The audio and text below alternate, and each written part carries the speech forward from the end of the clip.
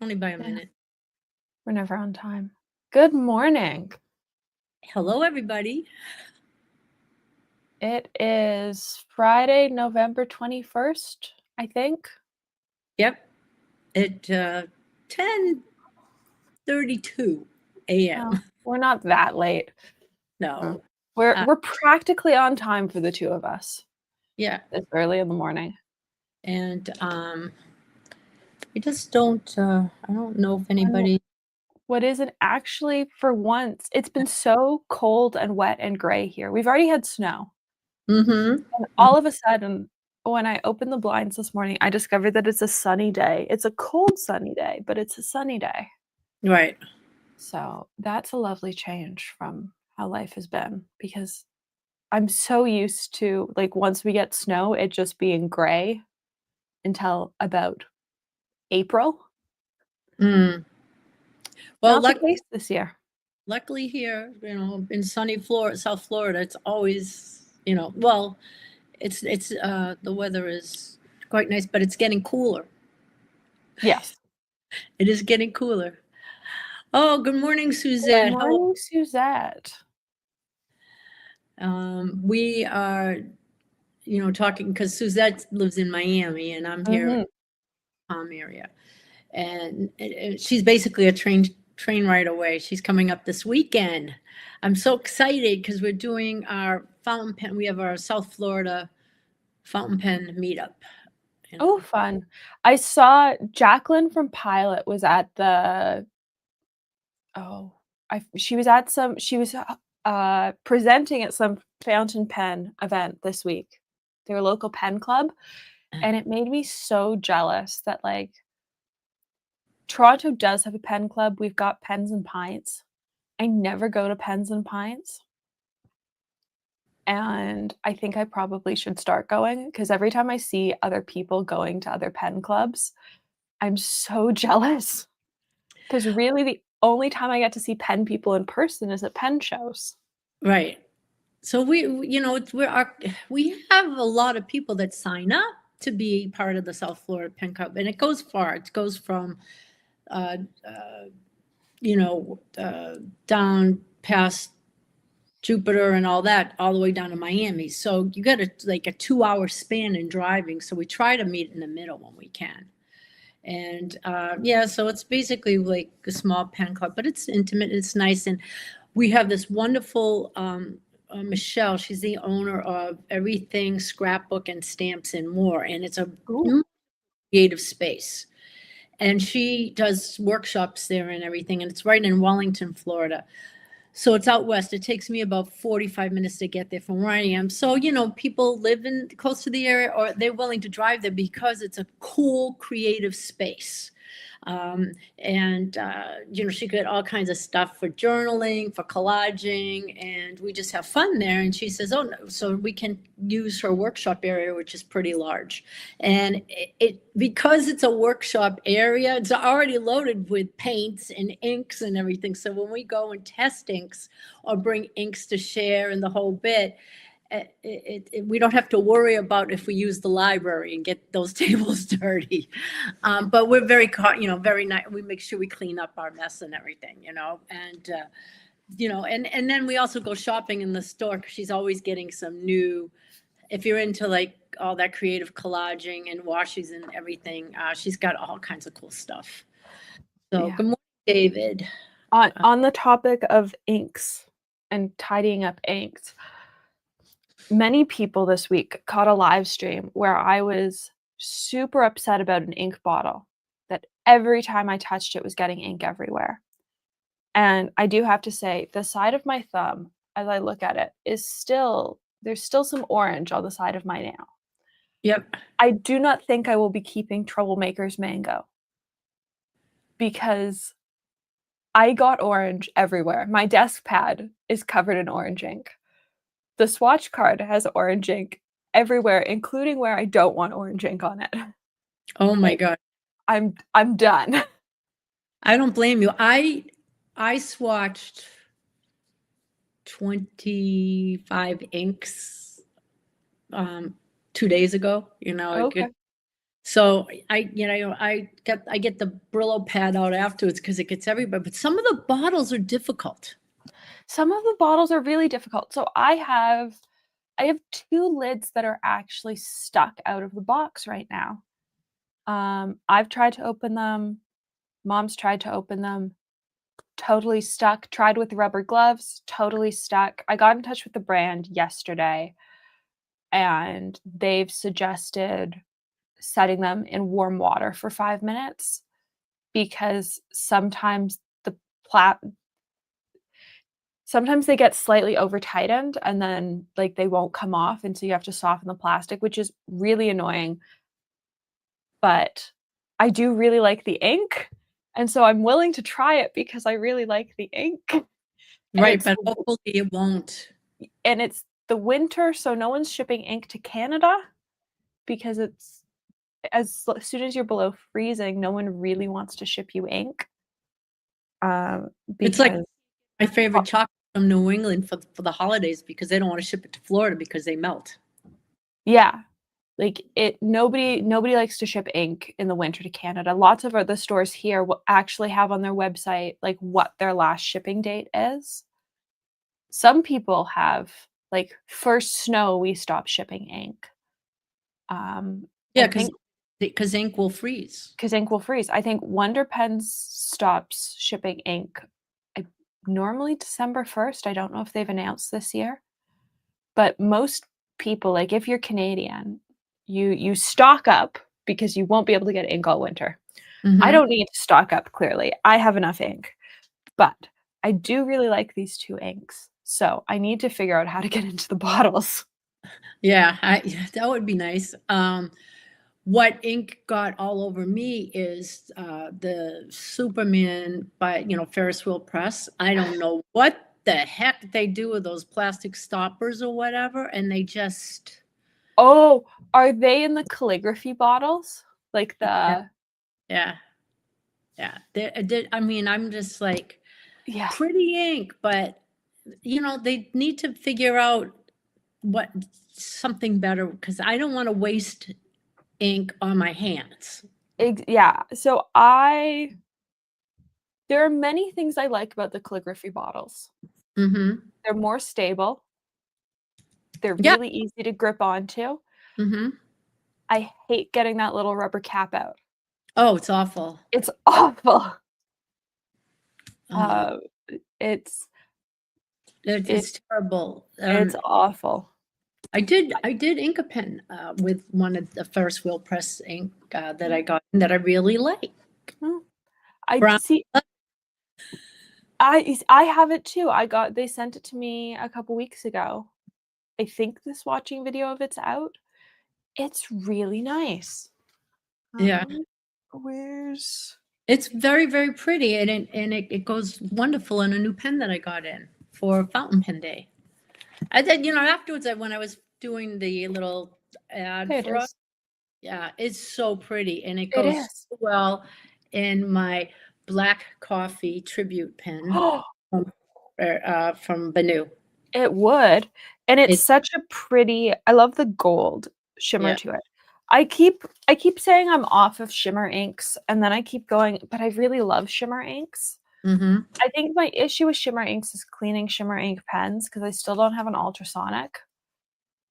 And so every time I clean a shimmer ink pen, it's by hand. That is also a very pretty ink, Suzette. I do have Skies of Uproar. My Ferris Wheel Press package from whatever month. June, July, not July.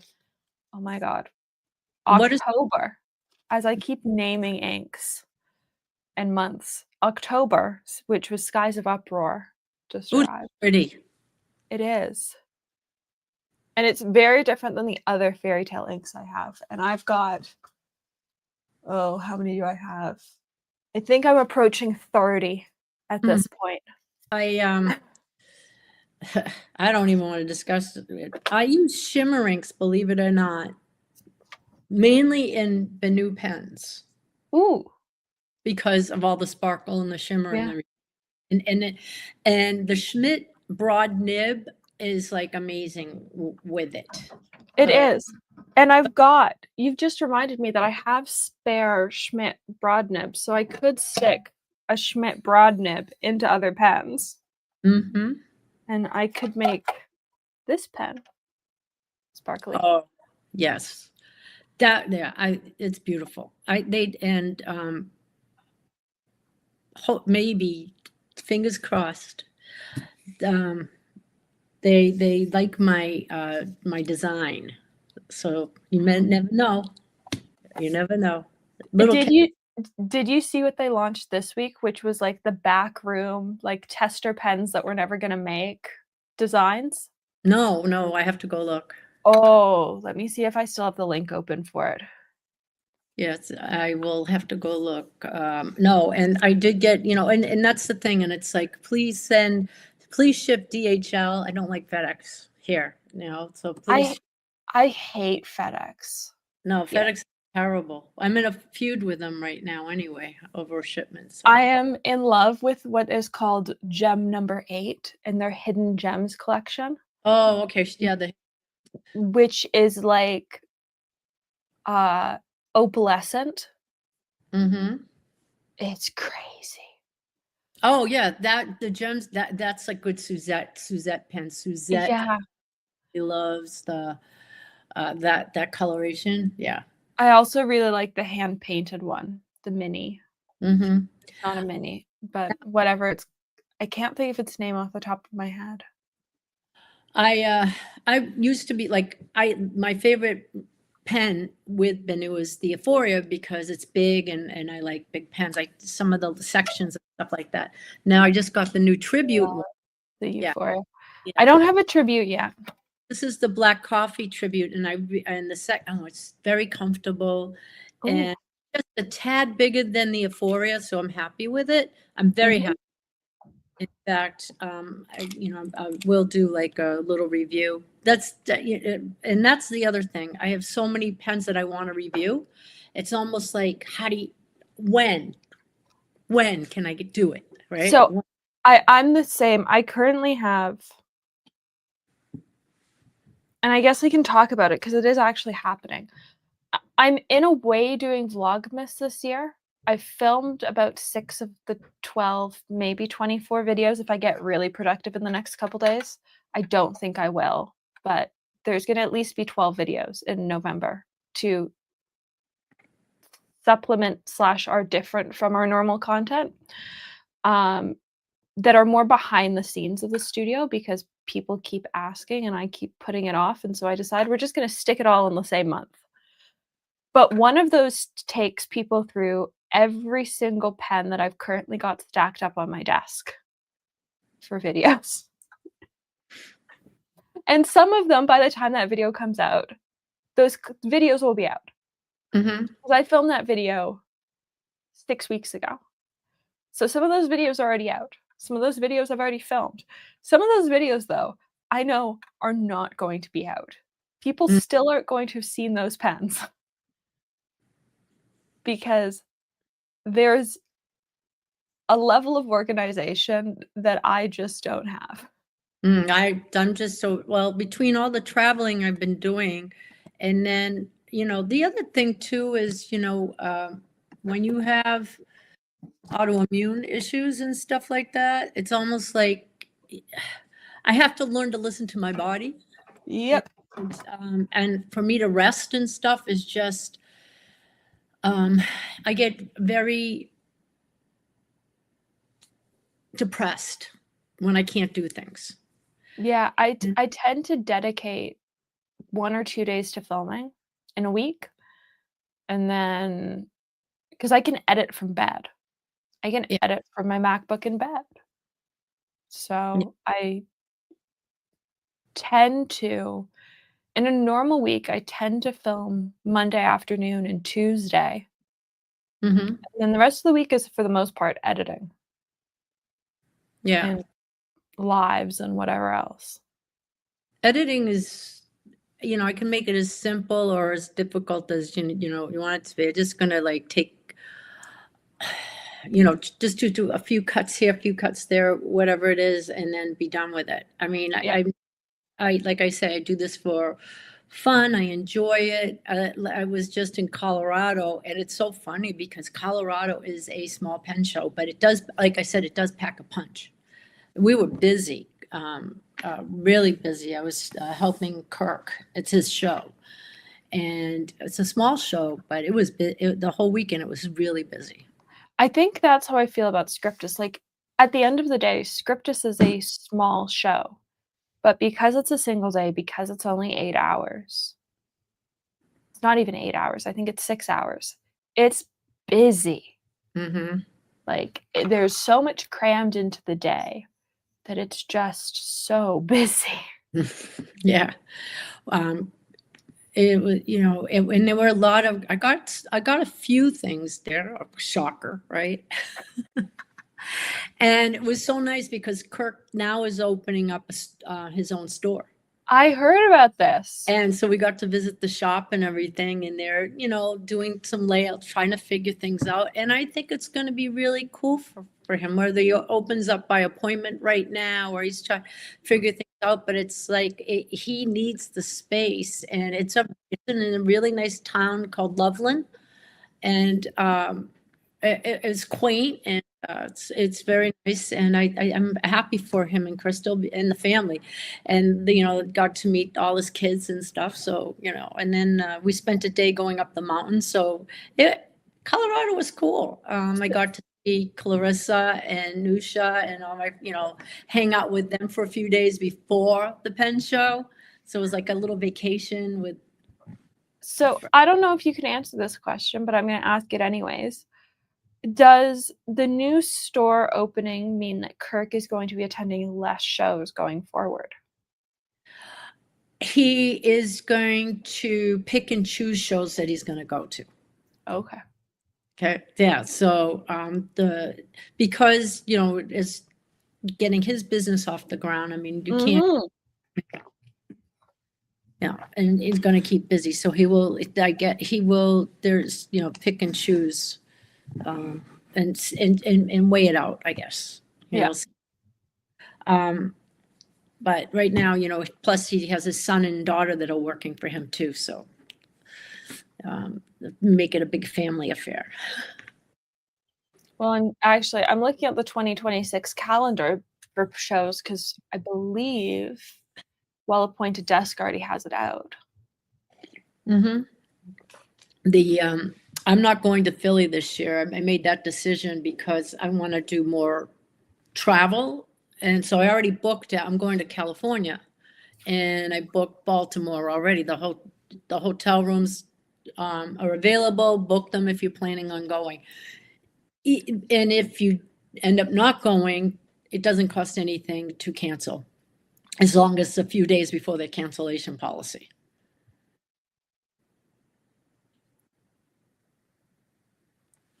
So there are 19 US pen shows next year on the calendar and 2 Canadian pen shows on the calendar.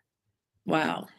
That's a lot of pen shows. And then I'm going to that does not include Chicago Stationery Fest, San Francisco Stationery Fest, Little Craft Fest in Houston, Pen Paper Palooza, Florida Stationery Fest, or Stationery Fest in Brooklyn.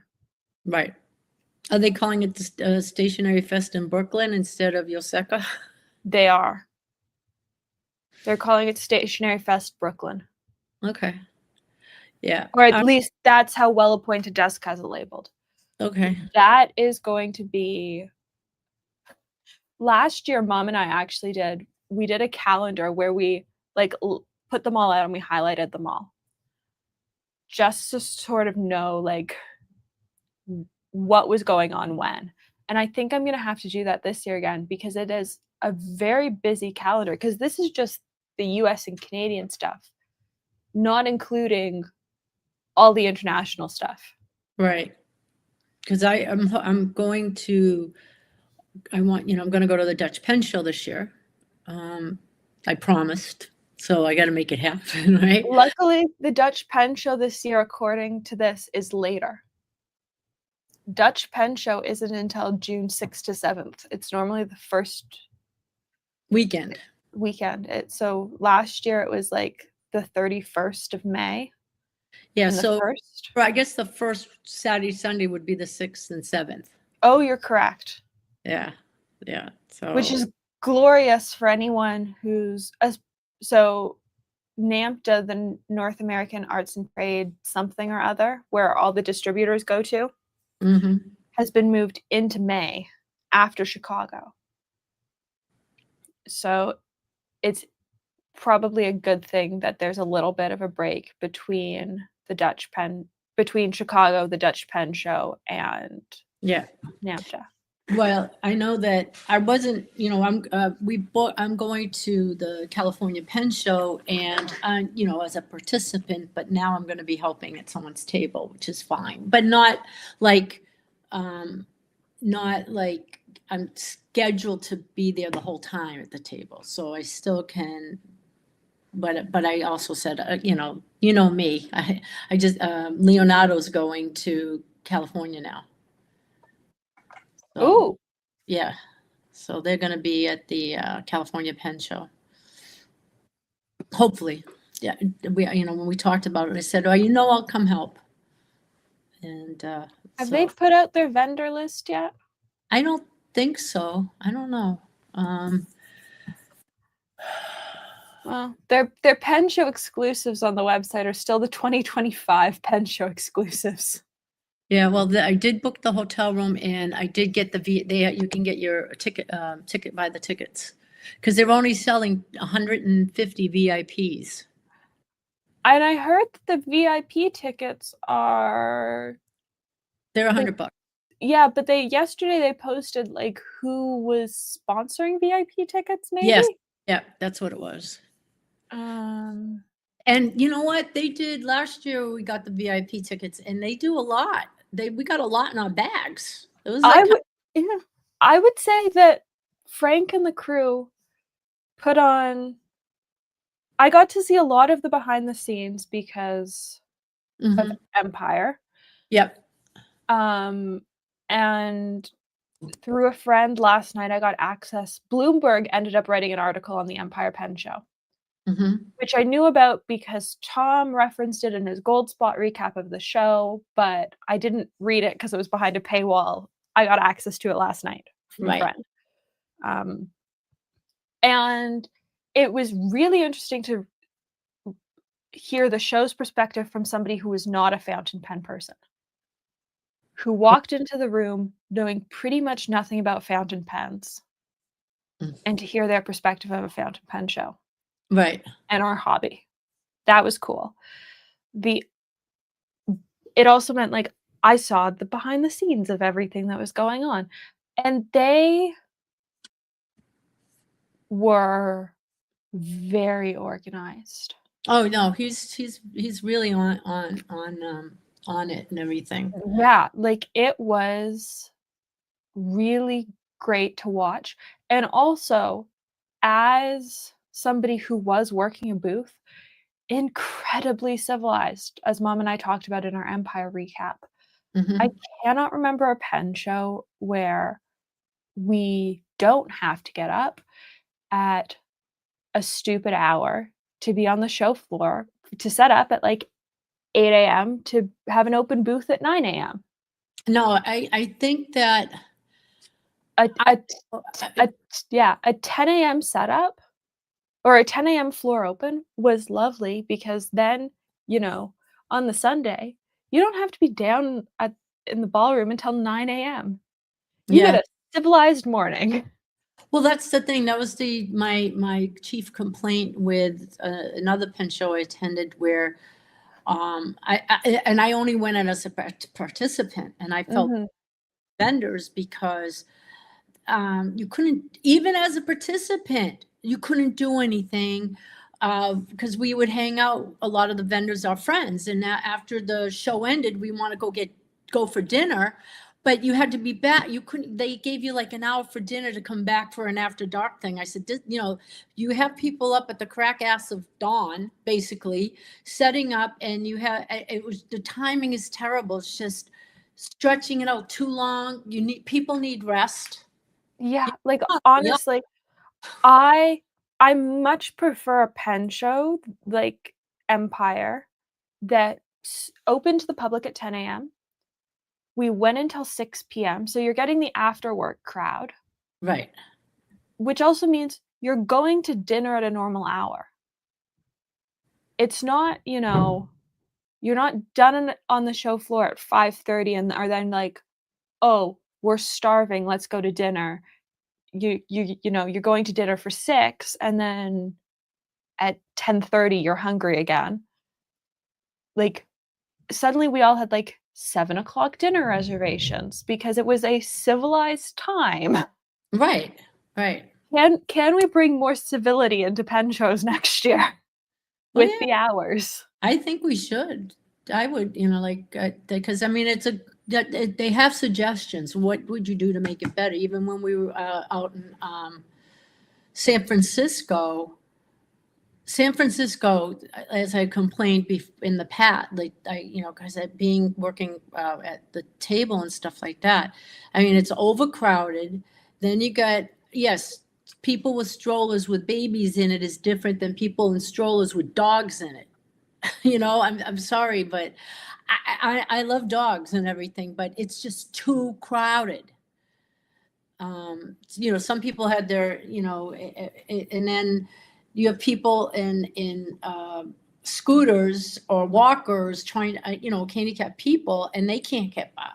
It was just, and I said, you got to do something different or bigger space, or it was just too, couldn't even get to a table. No, and there were times that not Chicago, there were times that DC had the same issue. Yep. I still think for a long time, Chicago was my favorite show this year. And I will say that for after hours, Chicago is my favorite show. Right, right, right. The camaraderie of the Chicago crowd, like pre-show, especially on Sunday morning when we're all exhausted, and after hours is just top notch. I love Chicago. But what I loved about Empire was that it was civilized. Right. There was space between booths so that when the fire marshals showed up and went, "Can you move these tables? We don't like how they are with the door." And they were exactly how the venue set them up. You know, we had space to move them because there was aisle space. There was space between every vendor, so no one had to squeeze past each other to get out of a booth. Right. I had conversations with vendors who went, "It's weird to be at a pen show and not be claustrophobic." Like, when did we decide being claustrophobic at a pen show was just okay? Well, but think about it. I mean, with, you know, having it that crowded, especially where people still getting COVID, still, getting sick or whatever, and they have, it's just so packed. You either need a bigger venue or space it out different, have room, you can't be that, yeah. I Yeah. don't, And the nice thing about that venue is that there's space to add more tables. yeah. There is space to add more vendors going forward. Mhm. But as Mom said in our recap, if this was year 1, I can't imagine what year 2 is going to be like. Right. And she event plans professionally for work. Like, this is her industry, this is her job. And when the guys asked her if she had any notes or feedback for them, she had almost none. And that's really rare for her after a pen show. Right. Like, Well, hopefully next year, depending on time-wise, when some of the shows are, because I'm definitely going back to Colorado again. But I'd like to do Empire, but then I'd have to see what other show I'm going to give up. Based on the dates in the calendar, alrighty, I have a feeling it's going to be the same exact weekend. Right. Well, there's Detroit, Empire, and then Colorado. So I don't mind doing 2 shows like back So to you back. could give up Detroit and then Go to go Detroit. Empire. I did not go to Detroit. People are like, oh, come to Detroit. It's a small show, but it's fun. And I'm like, wait a minute. No, because I did go to Detroit after Colorado for a wedding. So I'm like, I'm not going to the Penn show because I'm going to this wedding, which was. See, that's what tripped me up because I knew you had been in Detroit. I went to a friend of ours got married. It was quite lovely. I've never been to an Indian wedding. It was a 3 outfits. I had to get 3 separate outfits, and it was amazing. The groom came in on horseback. Oh, right. It was cool. It was very, very cool. And got the henna, had the whole henna done and everything. But yeah, it was really, really nice wedding. Loved it. But yeah, so I just between knowing that I was going to Detroit for a wedding, there was no way I could go to the Detroit Penn show. And then and I'm giving up going to Philly because who wants, it's cold and snowy and. I'm honestly still thinking about Philly. It's drivable. Yeah. No, we'll see. Yeah. So, like I said, Chicago was great. One of the vendors that was there is Good Made Better. Yes. I love his stuff. I have a few of his things, but the one thing that I did get is this book weight. It is unbelievable. You can travel with it. It is weighty. And it's so nice because you just go like this. And when I'm journaling, especially if I sit outside and journal and I can put this down on one part of the journal and it weighs the paper down, I just absolutely love this thing. I need one of those. It is so cool. I just fell in love. I said, oh my, it works beautifully. I mean, I was out there journaling. There was another company that was at Colorado and, I got a nice binder or whatever, cover, basically leather cover. And, I started, doing some journaling with it. And this is what I took outside with me. And so this wouldn't fly away. I put this on there and I was able to, I actually enjoyed it. It was the first time in a long time my husband and I went and sat outside and had coffee out there. It's been, the weather's been, it was nice. It was breezy. So yes, and then I actually bought one of his ebonite pens and I don't have it here. I left it on my other desk.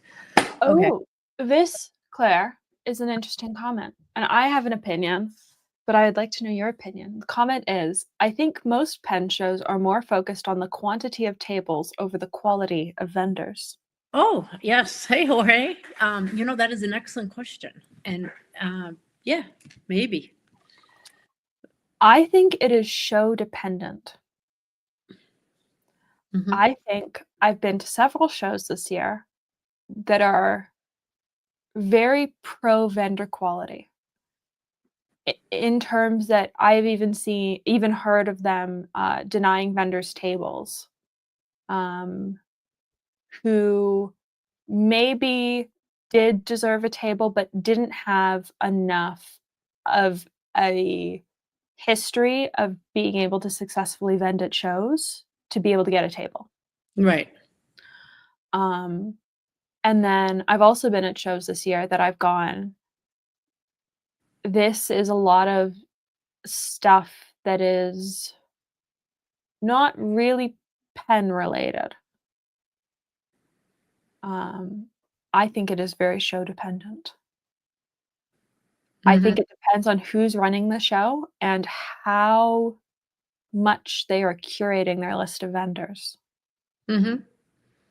I know that at some shows, some vendors were upset or at a show upset And I'm talking about independent pen makers were upset because all of a sudden they were more independent pen makers. So like the independent pen makers versus the major brands were like, oh, I'm not going to have a good show. So they weren't sure whether they were going to go or not. It's- That's what I heard. Yeah, see, I have less of a problem with them bringing in more makers because pen makers are still related to the hobby. Exactly, exactly. There are things though that are far less related to the hobby or not related to the hobby at all that I go, "Why are you at a pen show? How did you get a table here?" Mm, And I just think it's all about who is curating the list of vendors. right. Yeah. Yeah. Yeah. So I mean, I think um yeah, it can be. It can be. It's like you kind of walk past some tables and you're like, okay, you know, um, yeah. So Yeah. I agree with you. Uh, let's see what else. So Colorado, Scriptus. What else is, so you're done for the year now, right? I'm done for the year. Hmm. The only, Canadian shows are done, and so I think I'm potentially done until Chicago, hmm which seems so far away. And I way, remember sitting here having the same conversation with you last year that Chicago felt so far away yeah, after Scriptus because it is basically 6 months. yeah. You So you go from seeing people every couple weeks to going months without seeing people, and it's a long time. 6 months is a very long time. I mean, I can't believe that I'm going to give up Philly and just do so now I can't wait for California. I say LA because we're flying, it's in, that's where you fly into is LA, Yeah. but the California Pen Show. But so I can't wait for that. But in the meantime, I am going to New York for Fountain Pen Hospital's Christmas event or a holiday event. So I do that. I go to, I go in and help out for that. And that's coming up the first weekend in December. So that technically will be my last thing. It's not a show per se, but it is, it's a busy weekend there. It is, and it's sort of a show. You get to see people, you get to go shopping in person. Yep. So I'll be there working at one of the, we take over. Sue and I going with my friend Sue Beck. She and I do the sailor and pilot and that Cool. area. So yeah. And Did you see the new sailors released yesterday? which ones? They released Boyd. the Shikiori, Oh, okay. I No, I haven't believe. seen those yet, but I did get it. I did get something in from Bungie Box. Ooh. Yep, because something I wanted and I ordered it from somebody else and he couldn't get it because it got sold out globally before people could actually order, like retailers could actually order it. It was kind of weird. So Oh, anyway, never mind. They were actually released in Japan like a month ago, and they've only just been released in North America this week. yeah. So and I did get the Sailor KOP matcha tea. Ooh. See, I got I don't know where it is. Oh, it's here. You know me, I like, so this is basically my fountain pen day. That's like, is that the Moroccan No, this is scone. scone? Ooh, that's Scone, which was part of the afternoon tea collection 4. okay. See, when I started getting into this, Yeah. or sailors basically, I didn't know. So I actually have the Kassan one that I bought from a friend. And then I bought this one, but I really do like so who knows, maybe that's in my future. I'm not a completionist. I don't like some of them, but I might want to see what was out there that I missed in aftermarket. Oh, David knew a scone. I have to, but did they do only, they didn't do it in the KOP size, did they? No, they did. I think the KOP was the blue and white one. Sailor, King of Pen, afternoon tea. And see what comes up. What would be like? I have Moroccan mint tea. I don't know if that's mine's called the Kassan that I have, I believe. This is it.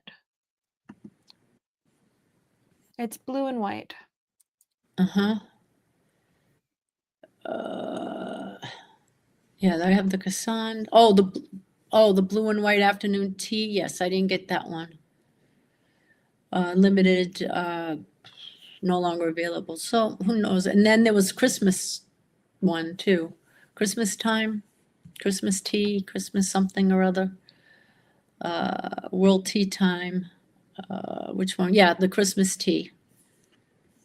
And actually, I may buy it from a friend if he's willing to sell it, but because I like that one. But yeah, anyway, I'm not a completionist, so it's not something that I need right now, right?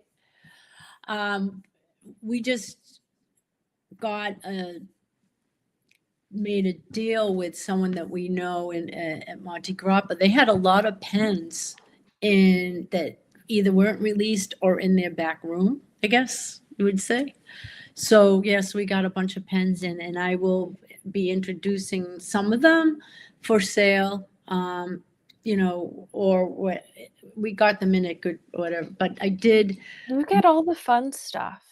Yeah, well, these are actually more affordable ones too. Not the like, I did get some of the Hemingways, but I got those for me. I only got one. I could get a one-off that whatever, but I got one. And then actually, this one here is really cool. It's called the Peace Pen. He had one left, so I'm keeping it. Some of the others we got like the regular Fortuna line in colors like yellow and red and like they're entry, I guess I'd say entry level, really nice Italian fountain pens. And I don't have so because they're still boxed. I got to take them apart.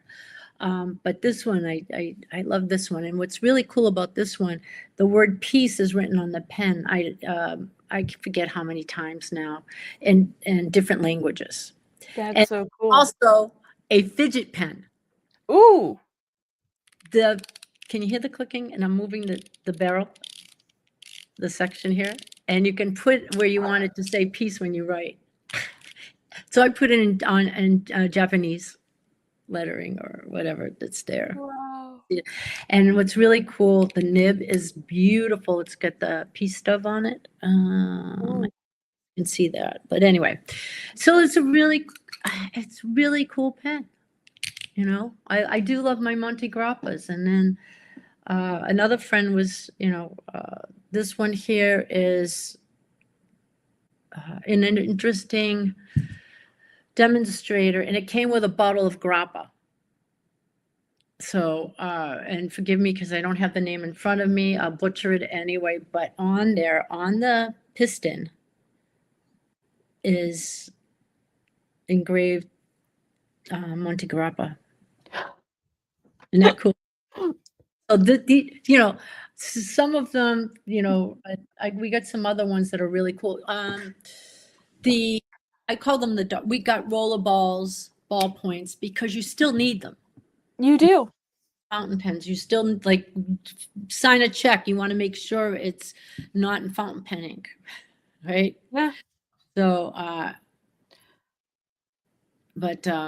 so I just, the new Sailor, I think it did come in slim as well. I'm looking at David's thing.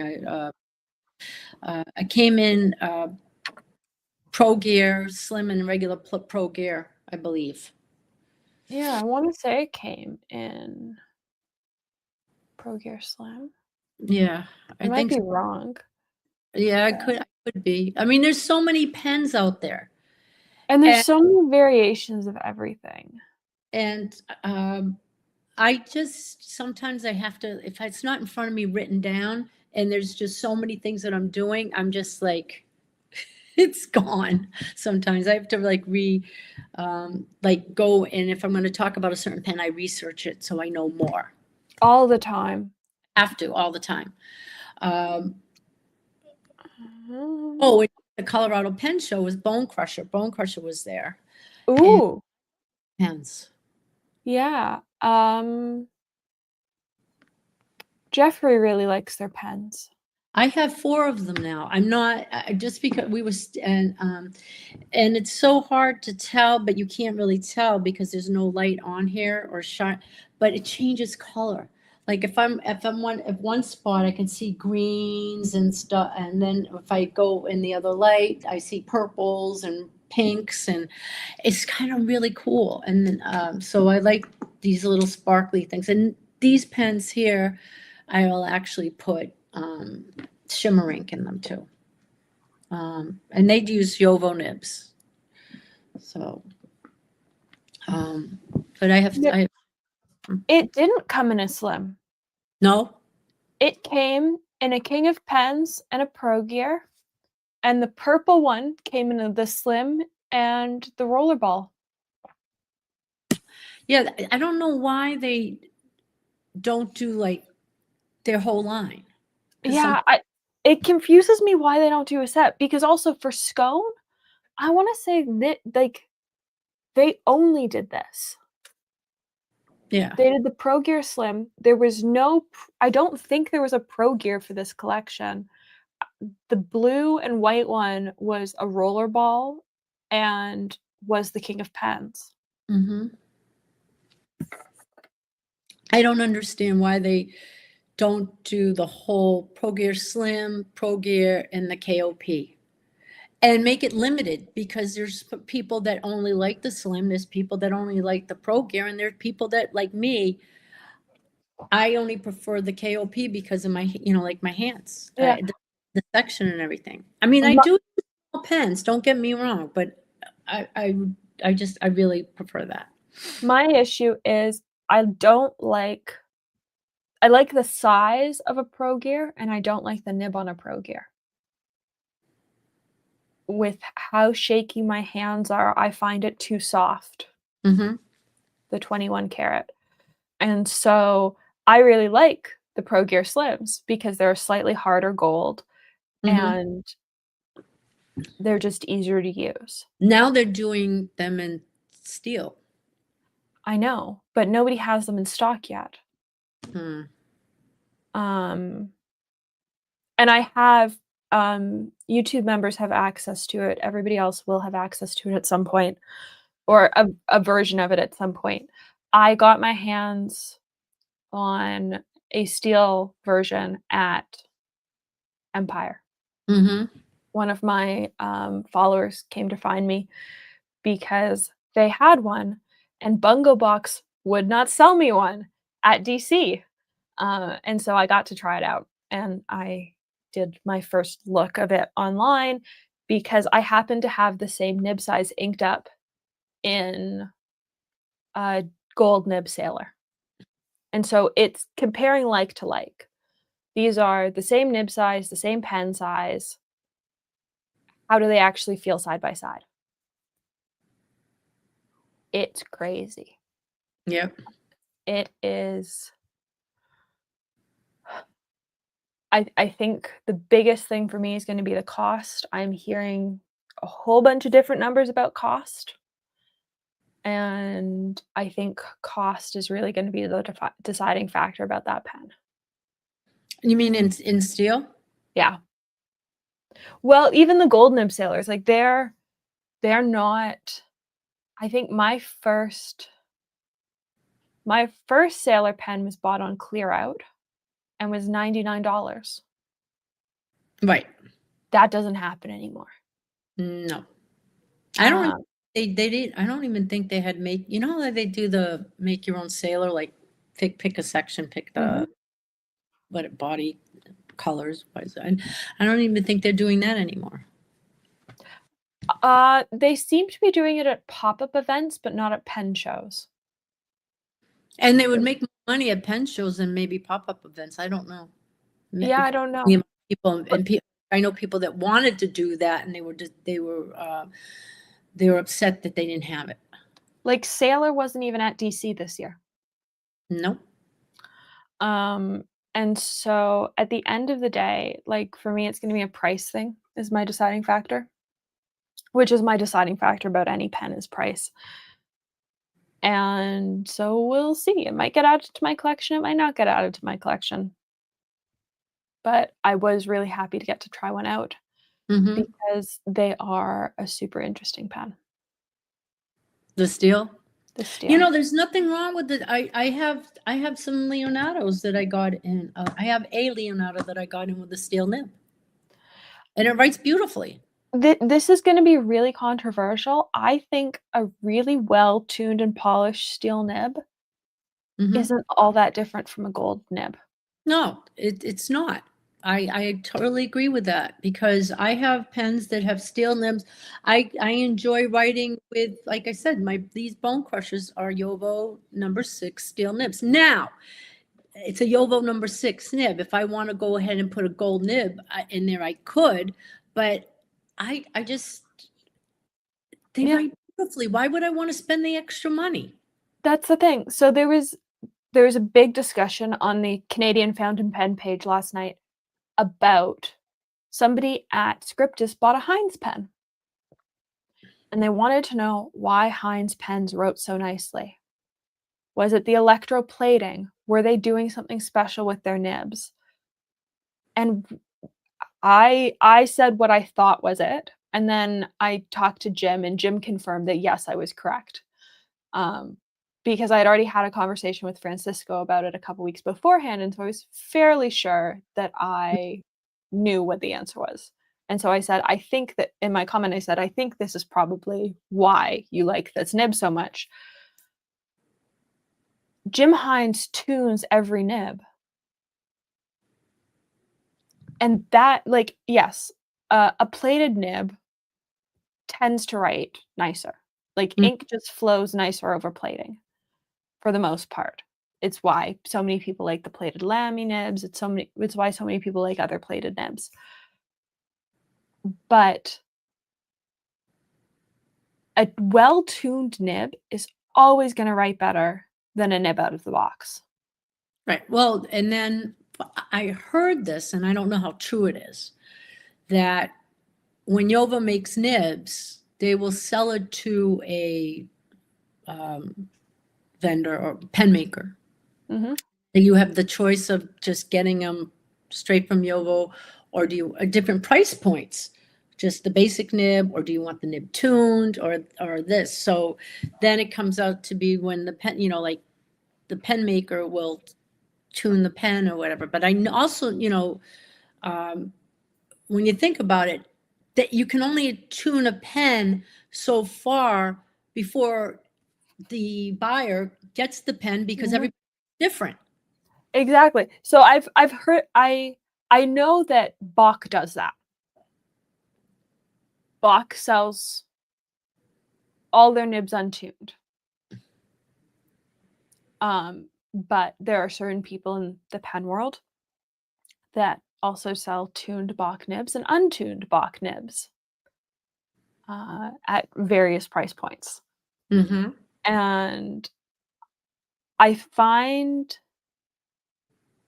that it's really easy to tell.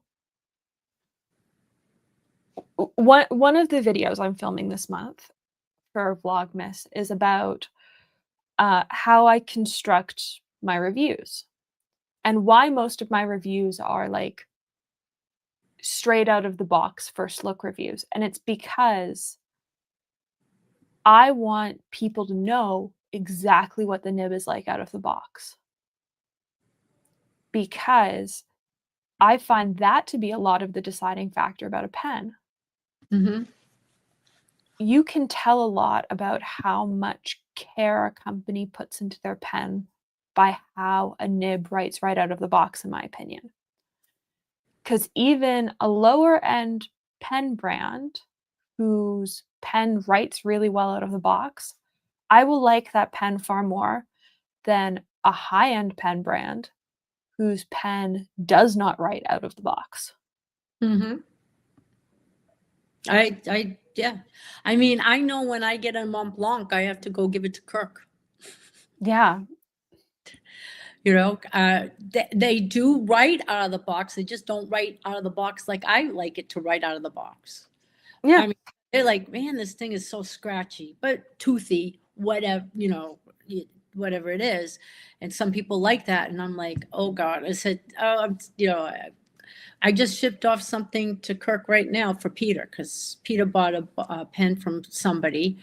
And I'm like, oh, I can't believe you bought that pen from this person because I know how the nib is going to be. So, but he liked the pen, which is fine. So he gets it in and he just shipped it off to Kirk. So I said, I'll pick it up in California. Don't worry about it. You know? Edison pens right out of the box are amazing. Mm-hmm. I have one in my collection they have two different lines. They've got like a store collection and they've got their bespoke line. I've got one from their store line and it's still fantastic right out of the box. Like it's a very solid pen. Mm-hmm. Yep. I don't, you know, even with sometimes Sailor out of sometimes I get a Sailor and it writes great. And other times I'm like, okay, that's a little too scratchy for me. And, you know, off it goes with me to the next pen show to get tuned. I will do a little bit on a lapping sheet, just a very little bit, but I'm out, you know, and I am like afraid sometimes to do it. Mhm. I just, I don't, you know, I don't want to screw up my own nib. So Yeah. once in a great while, Mom will floss tines of pens, but other than that, like I'm just gonna pay someone to do the work. yeah, I floss. I can floss it. It's easy. There are people that are far more skilled in this industry, and they learn those skills for a reason, and so I'm just gonna pay them for it. I don't know. I know I've never tried an Edison pen. I know that, you know, I've seen them, I think at DC and stuff, but I have not. They tend to be at DC and Chicago. Mm-hmm. So maybe another one to try. They're pretty pen. Mm-hmm. I would say they sort of fall into like the middle high end range in the price point of handmade pens. Yeah. How many pens do you keep inked at once? I currently have more pens inked than I want to keep inked. Mm. And so I am working on running some stuff dry because this is currently what's in my desk cup. Okay. And then I've probably got another 10 pens just scattered around my office. My goal is to never have more than like 6 to 8 pens inked. Mostly because I like to color code notes. But between everything that what I classify as work pens, so pens that I've been using in videos, and pens that I've had inked up for Empire and Scriptus and the Pelican Hub, it's gotten a bit out of hand. And so the current goal is running some stuff dry. Yeah. In fact, I went to reach for a pen the other day and I'm like, ooh, I'll, you know, wanted to use this pen that I had. And I'm like, oh, it's dry. I can go clean it out. I'm, you know, a person that we talked about this, I think, on an episode of Desk Chatter. I will clean a pen out when it's not empty. Oh, yeah. If I'm bored of the color, it's getting cleaned. If I'm bored of the pen, it's getting cleaned. And there are a couple of these pens in the mug and scattered around my office that when I decide to clean pens in the next couple days will just get cleaned because I'm bored of them. I'm not using them. It's taken me like 2 years, but I have finally labeled the Quality Street Treat tins so that I actually know what pens are where. And Okay. so now everything has a home to go into. Mm-hmm. And I'm sure there's people going, what do you mean quality treat tins? My pen storage is really cheap. If you haven't realized yet, this is a budget channel. So the P's, Pilot, Pelican, and no, it's just Pilot and Pelican right now, actually. Like I've got like 12 quality street treat tins sitting next to me, all labeled. Cool. Oh, but hey, it works. I was at Hobby There you Lobby go. the other day. I can see that. I was at Hobby Lobby the other day, and I want to go back and get some more because they had some Snoopy tins. But even though Ooh. the Christmas carols on it, I don't care. Yeah, Because I like because they're good for a lot of other stuff. like the tins themselves are between 25 cents and $1 at the thrift store. The inserts are $12.50 US for 4. And so my entire pen storage solution for my entire collection cost me like under $40 Canadian. And that was the budget I had for it. The thing is you're making it work for you. And I think it's a cool solution. When we first started doing this, I was using clear acrylic. Yes, they were a little more, price, but start again. Clear acrylic cases, jewelry, like you put jewelry in it or whatever. I got it in a store on sale. And then I went to, I think it's Penn State or whatever to get the inserts. And these are inserts that are big. You can get a package of 12 for whatever they are. I think it's called Penn State. Penn State Industry. Penn, PENN, State, IND.com. And there is where I get in fact, I have to buy some more and trim them for inserts and stuff because I need a few extras, but in the gray. But where are they? Trays, pen trays. Thank you. I can't even think right now. Come on. Yeah. So the pen trays are, now I get the blue ones. Ooh. Which are great. I like the blue ones. No, those are black. Forget it, plastic black. A 4-pack of the trays, slotted flexible pen display 4-pack is $18. But I can get 2. The way I cut them, I can get 2, I think, out of those because those are big trays. There's another company that those are black. I don't know if I want the black. There was another company I found the navy blue ones. Ooh. And it was pretty, and I can't remember the company name now, but they were more expensive. Yeah, mine are gray because they were all I could get at the time.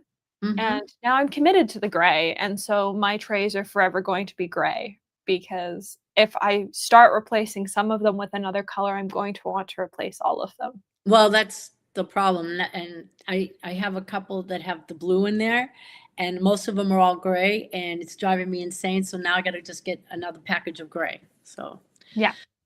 But okay, so was it Serendipity? I started cleaning a pen a day ahead of ink vent. I'm hoping to get down to 5 pens inked. That is a lofty goal. Yeah. I have also given up on getting an ink vent calendar this year. I was going to get the Colorverse one from Atlas. It's not going to happen. Well, I don't need more ink. Right. I uninked 11 pens the other day. So now I'm down to 30 inked. So I need to get down more. Yeah. I need to clean some pens. And my nephew's here this weekend, and thank God he loves pens. And it's like, Jorge, can you please clean these for me? I sort of, though, it's one of those things, like when I start cleaning pens, I want to have all the pens that need to be cleaned. And so I also need to touch base with mom and go, is there anything that in your collection needs to be cleaned? Because if I'm starting this, I'm doing it all. Right. I'm Well, not yeah, doing my pens and then doing hers 2 days later. We're doing everything. We're getting it done in one go, and then it's over. I have, because I just got some pens in, and of course I want to ink them, and I'm like dying to ink them. And I'm like, ugh. Oh, and I just got the all Leonardo's 6 new inks that came in. They're really pretty. 4 shimmer inks. I know. That was my thing. I'm not using shimmers a whole bunch, but I liked the base colors of the shimmer inks. Yeah, and the hot pink. Oh, it's beautiful. In fact, I think I ordered, okay, in all fairness, this pen was ordered back in at the San Francisco Pen Show. So I finally got it in, and it's the abalone celluloid. Ooh. Isn't that beautiful? And okay, so this shock of shockers, it will not be getting a shimmer ink in there because I got it in a font with a fine nib for for more like journaling and for my Zentangles. I really enjoy doing Zentangles. Just it makes me happy. Anyway, but look at that feed. Isn't that cool? That's crazy. Isn't that crazy? So in the rose gold, and I got it in a fine, and I like. I think I'm weird in that I enjoy cleaning pens. Sounds like I'm very alone in that. No, you're not weird. No, but Cleaned out the other pens the other day. I had my headphones in and listening to a book, and I got really into it. my biggest issue with cleaning pens is that some of the stuff I have to clean out is eyedroppered. And so Yeah, and it doesn't matter if you don't fill. It doesn't really matter. Everybody's like, "Well, don't fill the pen all the way." doesn't matter. It doesn't matter. Doesn't matter. One of these pens has been eyedroppered for over a year. I've used it a bunch. It literally doesn't matter. Like, it doesn't look like I've actually used all that much ink in it, and I have to say after a year of having this pen on my desk, I'm bored. Mm-hmm. So, the ink is gonna go into a pink palette where it's gonna dry down and become just a pile that I can mix with water when I need, a yellowy brown for a background color. But I'm gonna clean this pen because I'm done with it. Just clean it. Just clean it. I have a few pens on my desk here in my bedroom. I have a Yeah. desk, and then I have a desk out in the living room area, the big desk that my husband and we have side by side desks. So cute, right? Um, and so anyway, this little pen I got from Mike Daigle. I love Mike. I He's so love Mike. cute. And it's a vintage pen. It's about almost like 100 years old. And he inked it for me when I bought it from him when we went to the Atlanta show, which I think is, and I just pull it up. It sits on the desk. It's inked, and with let's see, Waterman Serenity Blue, or one of those, right? Yeah. It writes. I pick it up, and it just writes. And I love this little pen. It is, it's a little small for me, but I just absolutely love this little pen. So it's not like a pen that I can like write for a long time. It just sits on my desk, and if I need to make a note or take, I can do that. Yeah. And it's also really, I want to get a chain for it, I Ooh. want to get a chain for it. I should get a little chain, because then wear it. But anyway, but that's the only one. I have a few that, here's a question. I have a few pens that I keep inked all the time, and Yeah. those are certain pens that do they count? I would say no. Like, I don't consider my Smithsonian extra fine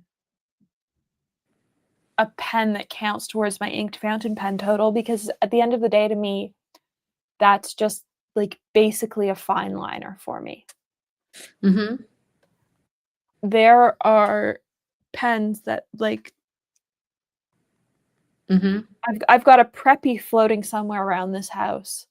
I don't know the last time I used the eyedropper Preppy, but there was a whole bunch of sticky notes in other people's handwriting that they've used the Preppy. So, like, that doesn't really count because that's, like, become a communal pen. Right. So I would say, like, Yeah. yeah, like, there are some pens that just don't count towards that total. No, it can't. I just can't because there's certain pens that mean something to me that I Yeah. don't. So I'll exercise them, and if I want to use them, I do. But I have some special pens that, in fact, I was just a text message that a pen that I just had made is being shipped out today. Oh. And I'm super excited. You know my design that I did, and they were on rickshaw bags, the 3L Mhm. everything. And I gave the design to Ariel Kulak, and he's putting it on the body of a Pelican M1000. It is like Amazing. I can't believe something like this can actually be done, but yes, it is just and I don't know how it's going to show here, but I don't know if you can see that at all. It's going to be too hard, but can you see maybe I can get a close up of just the body where it shows yeah, oh my God, it's just, Wow. Oh my god, Claire, that's stunning. it's going to be, it's Wow. amazing. And this Damascus work on the back of the pen, they have the art, is just, so this is it's just his engraving work is just Yeah. phenomenal.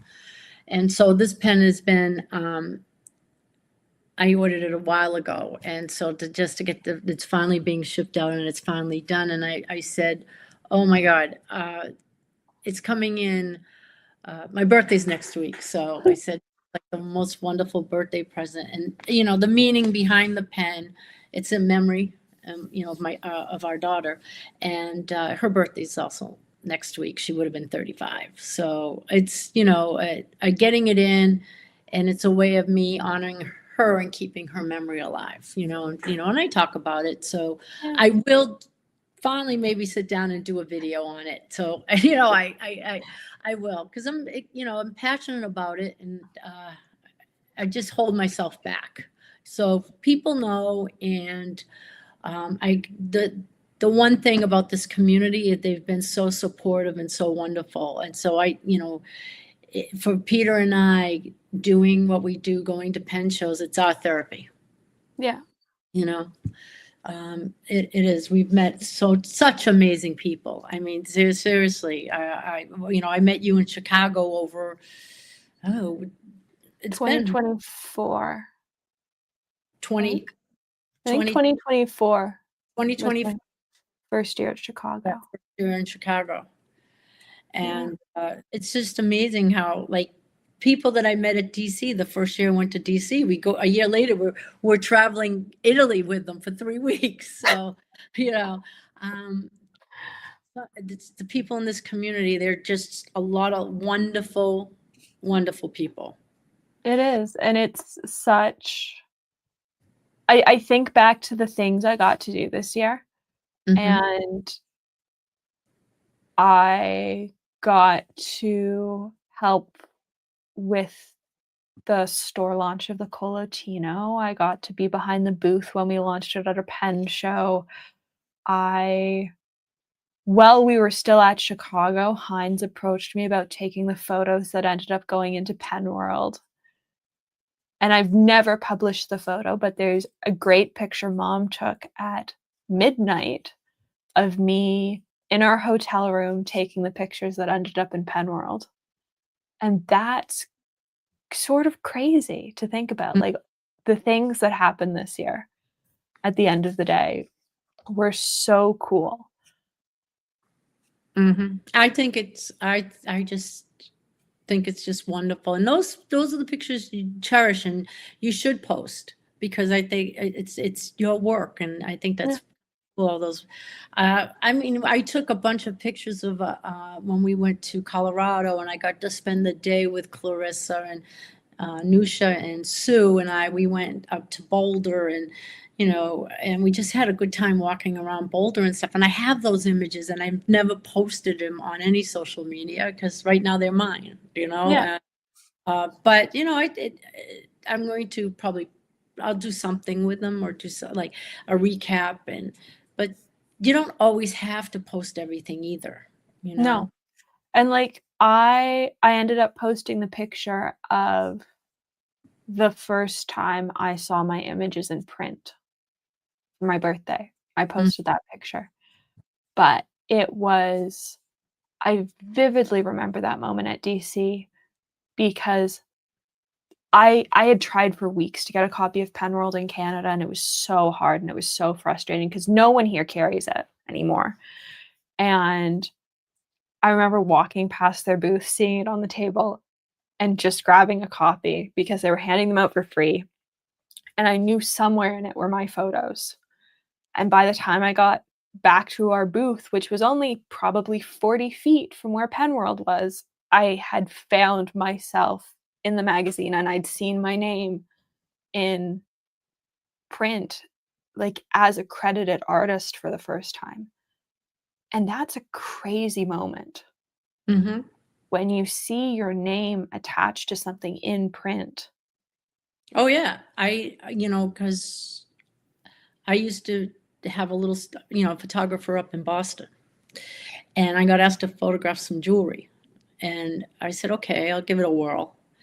And to actually have my name, so I know your feeling, and it is the best feeling in the world when like a picture of a bracelet that I took is in Boston Magazine with photographer Clare Coco underneath it. Yeah. And that was my first experience of that. Uh, and I've photographed here in South Florida for some entertainers and stuff. I love doing people and stuff like that. And I tell you, like, yes, I got paid for the images, fine, but they're still my images. And I always say, yeah, fine, as long, after the fact, if they wanted to use them for something else other than the job that I did it for, I just say, yes, you can use them, no problem. Just make sure I get credited. But then afterwards, the same images were used again, and I was not asked. They know that I would have said yes, But still. the not being asked. And I would have said, yeah, fine, go right ahead. There's I know we're getting off on a little bit of here, but I know you're feeling. Yeah. There's the Kravis Center where they do. It's a huge entertainment center, stage, whatever. I've seen Diana Ross there, plays there, big bands, everything, right? A friend of mine and they have different theaters. They have the big theater, and then they have little theaters. And a friend of mine was singing in the little theater, and she asked if she could use one of the photos that I took of her for the advertisement for that. I'm like, yeah, sure. Make sure I just get credit. That's fine. Go ahead. I'm driving down the street, and then they have their big, huge sign, Tron, whatever, where it changes. And all of a sudden, I see my image this big. I mean, it was huge. As I'm driving down the street, I'm stuck in bumper to bumper traffic on Okeechobee, and I pull my phone out and I'm snapping. It was kind of cool. So yes, but yeah. So I get it. I get what you mean when you see it for the first time. Yeah. Just like this. I am somebody who 95% of my work is digital. And a lot of my work, I would say a good portion of my work people never see. Mm-hmm. Some of it directly goes back to brands. Some of it never makes it off of edits. But when you see your name in print for the first time in a physical publication you can hold, that's a crazy feeling. Mm-hmm. I got an email from Penworld magazine Mm-hmm. apologizing to me. I had no clue. I really seriously did not have no clue because someone took a picture of me at, I think it was the Philly Pen Show last year. And they said the picture was Susan and a customer. Okay, so I have this copy of Penworld upstairs, Claire, and I remember seeing that and laughing my fucking head off Right, because I thought it's not that hard to ask a person what their name is. right. So I got an email apologizing because somebody from the Netherlands, not Joost, it was somebody Not else Yost. from Belgium, whatever, wrote in and said, that's not a customer. That is Claire Coco. And they, in the following, the following issue, they fraction an apology. So I don't know if I have the apology issue, but I do have the issue where they called you a customer, and I thought, like, how hard is it to ask somebody their name? Yeah. So I thought that was funny and I thought it was cute. And I'm like, so I go to, when I went to Colorado, right? Now, Colorado's a very small show. And this woman, to me, she said, oh my God, I can't believe I'm meeting you. You're Claire Coco. I love, and I appreciated her so much, that, okay, I whether my channel goes anywhere or whatever I do, I'm happy to share. And I just like, oh, I'm just Claire, but thank you. Or Yeah. call me Coco. Either one is fine. And, I say I appreciated the woman a lot. So thank you. And they're like, oh, how's Peter? Because Peter thinks he never gets asked about. No, 100%. And I would say the biggest takeaway I found this year is that after Chicago, I came home and I said, it's fine. Come up to me, say hi. I'm totally happy to take photos, do it, and like that stuff. Just don't come up to me in the bathroom. No, really? Yeah, that happened day one of Chicago, and I'm not gonna lie, it really wigged me out. Mm-hmm. As a 24-year-old to have somebody to come up to me in the bathroom and start talking about me and telling me how much they loved my channel as I was trying to wash my hands, it wigged me out. Yeah, I could see And that. Come on, I'm in the bathroom. I need a little private time. I started to just go upstairs every time I had to go to the bathroom, to our hotel room, which is great, but only works if you're staying in the show hotel. And Mm-hmm. so when we got home from Chicago, I did say, I am totally happy to say hi, have a chat with people, but there needs to be some form of boundary. Yeah. Here is my line. And happily, everyone has respected that this year. I have run into people in the bathroom who have waited until they have seen me on the show floor to talk to me. And it's just like sometimes you just need a second to breathe, Mm-hmm. and there needs to be some form of boundary in life. And for me, that means when I'm washing my hands after going to the bathroom, I just want to be able to wash my hands. When I used to work for a friend of mine, help her out, well, yeah, in casting in Miami. So did a project and she'd say, hey, you want to come down and help me out? And I'm like, oh, sure. I said, but I ended up having to live with her when we were doing projects because there's no way I was driving back from West Palm to Miami. The traffic is horrible. So it was kind of cool. So I always respected, like if I saw an actor or an actress, I would never run up to them or anything like that, kind of. So it's kind of neat, and like always let them, like just like look, like I'll smile and whatever, and then they come up to you. So that's fine. I always respected boundaries, and I'm not saying we're actors or actresses because we're not. We just No. media because we like to have fun. But I'm perfectly fine with people coming up and saying, "Hi, how are you?" And I don't mind taking, like, again, I don't mind taking pictures, but like you said, you have to have a little bit of boundary, right? Yeah, Mhm. a little bit, Yeah. uh, but And that was the line I drew, and people have respected it the rest of the year at pen shows, and I am very grateful yeah. because at the end of the day, I don't think it's a big ask Well, I know some or people, or an unreasonable ask. right?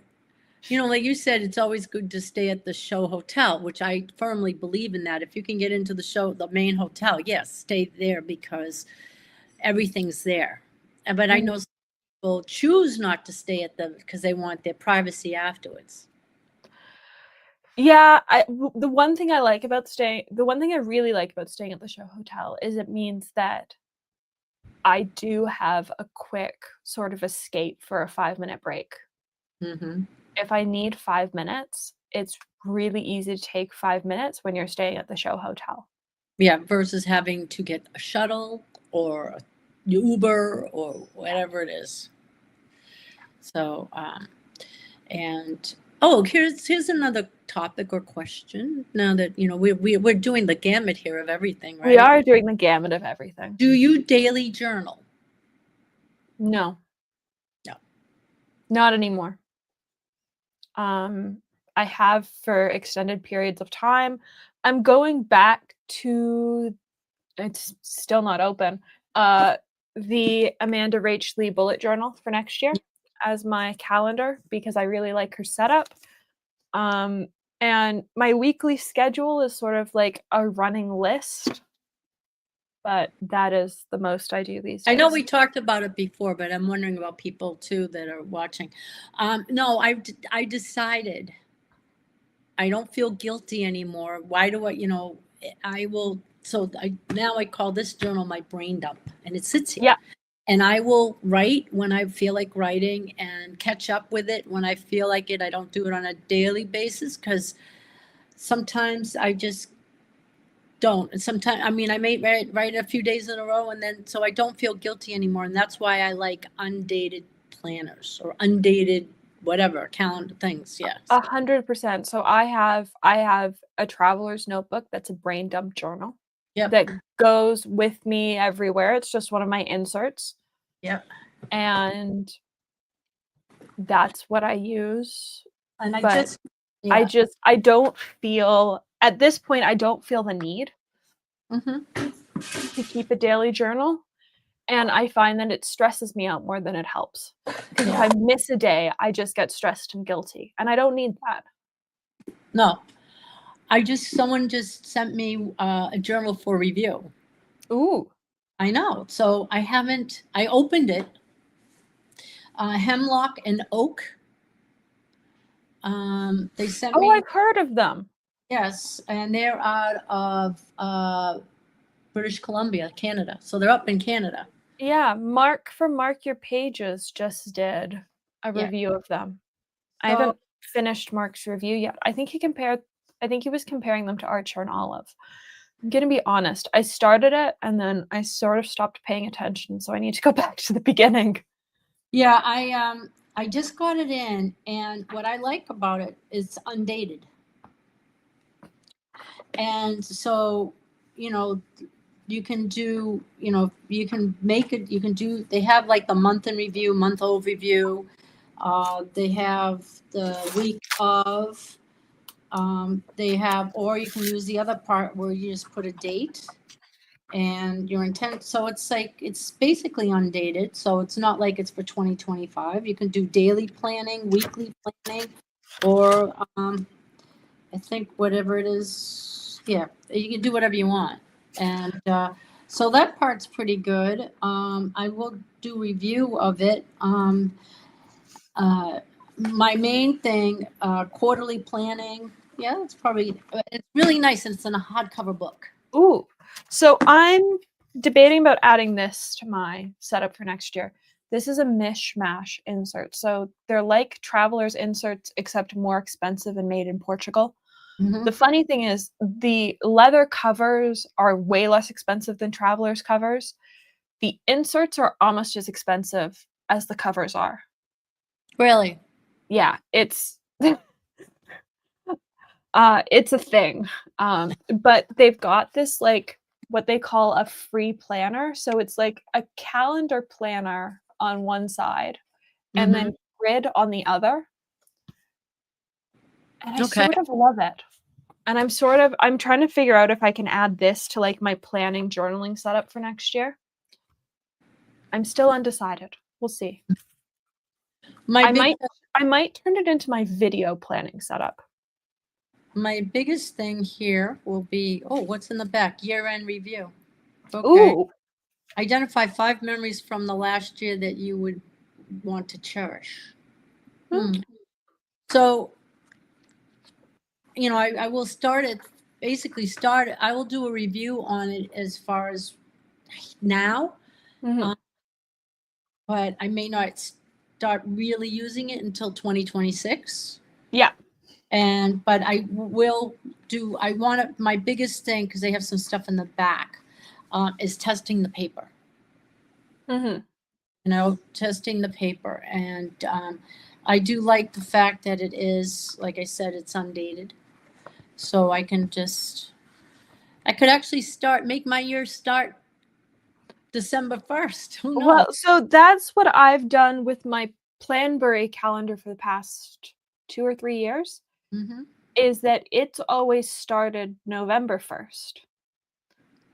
Because I find that that's when I start to get into talks with people about Q1 projects for the following year, Hmm. and so that's when I need a planner for the next year. So I've just always started them November 1st. So I'm sort of in this weird period of time right now where I don't actually have a calendar. Everything's being planned out on, like, whiteboards and sticky notes on my desk because I'm currently calendarless until I open this bullet journal. So I actually need to open it so I can start planning things out. Okay, so I think that's Amy. Serenity. I'm not sure the picture. Yeah. I Um, don't journal, but I write a lot. yeah, but Yep, not exactly what you call a journal. And don't keep my writings very long. And I've found I do not like bound notebooks. fair enough. And then her Prefer next. spiral bound or glue bound at the top or side to peel off pages. I really like top bound pads. They're hard to find though. Uh-huh. I've got a couple. I rearranged my desk this week and now I have a paper drawer. This top drawer is all of my fountain pen friendly paper. And I am in love. Oh, that's very good. Well, I repurposed something, so it's covered here because, but I have it here, and this is where it's all these drawers, and I keep all Mhm. my, so it's easy for me to find them now instead of all over the place, right? No, Um, it's when- great because hey, Amy, it's how are you feeling? I know you had surgery and everything, and I like how David is using his journal just entirely for rants, which is basically why I stopped journaling every day because it was just a constant train of rants and yeah, that wasn't doing me any good. So I yeah. stopped. No, well, and then by my bed, I keep, like, if I wake up with from a bad dream or whatever dream it is, I will write it in the book. Oh, that's smart. A dream, like, if I have some weird ass dream, much better, fully healed and recently able to drive and go back to work. Very cool. Hey, we're having a meetup on Saturday. You work tomorrow? Are you working though? She just started going back to work. Um, so that's funny. She gets her favorite notebooks from FedEx and Kinko's. Believe it or not. That's amazing. I am so picky about paper. Yeah. The thing is, I'm so picky about paper, but in the realm of fountain pen friendly papers, I don't use people's favorite papers. I love Midori and I love uh oh, what's it called? Endless Regalia. Those are my two favorite papers. Mm-hmm. And in the realm of fountain pen friendly papers, those are not the fanciest papers in the industry.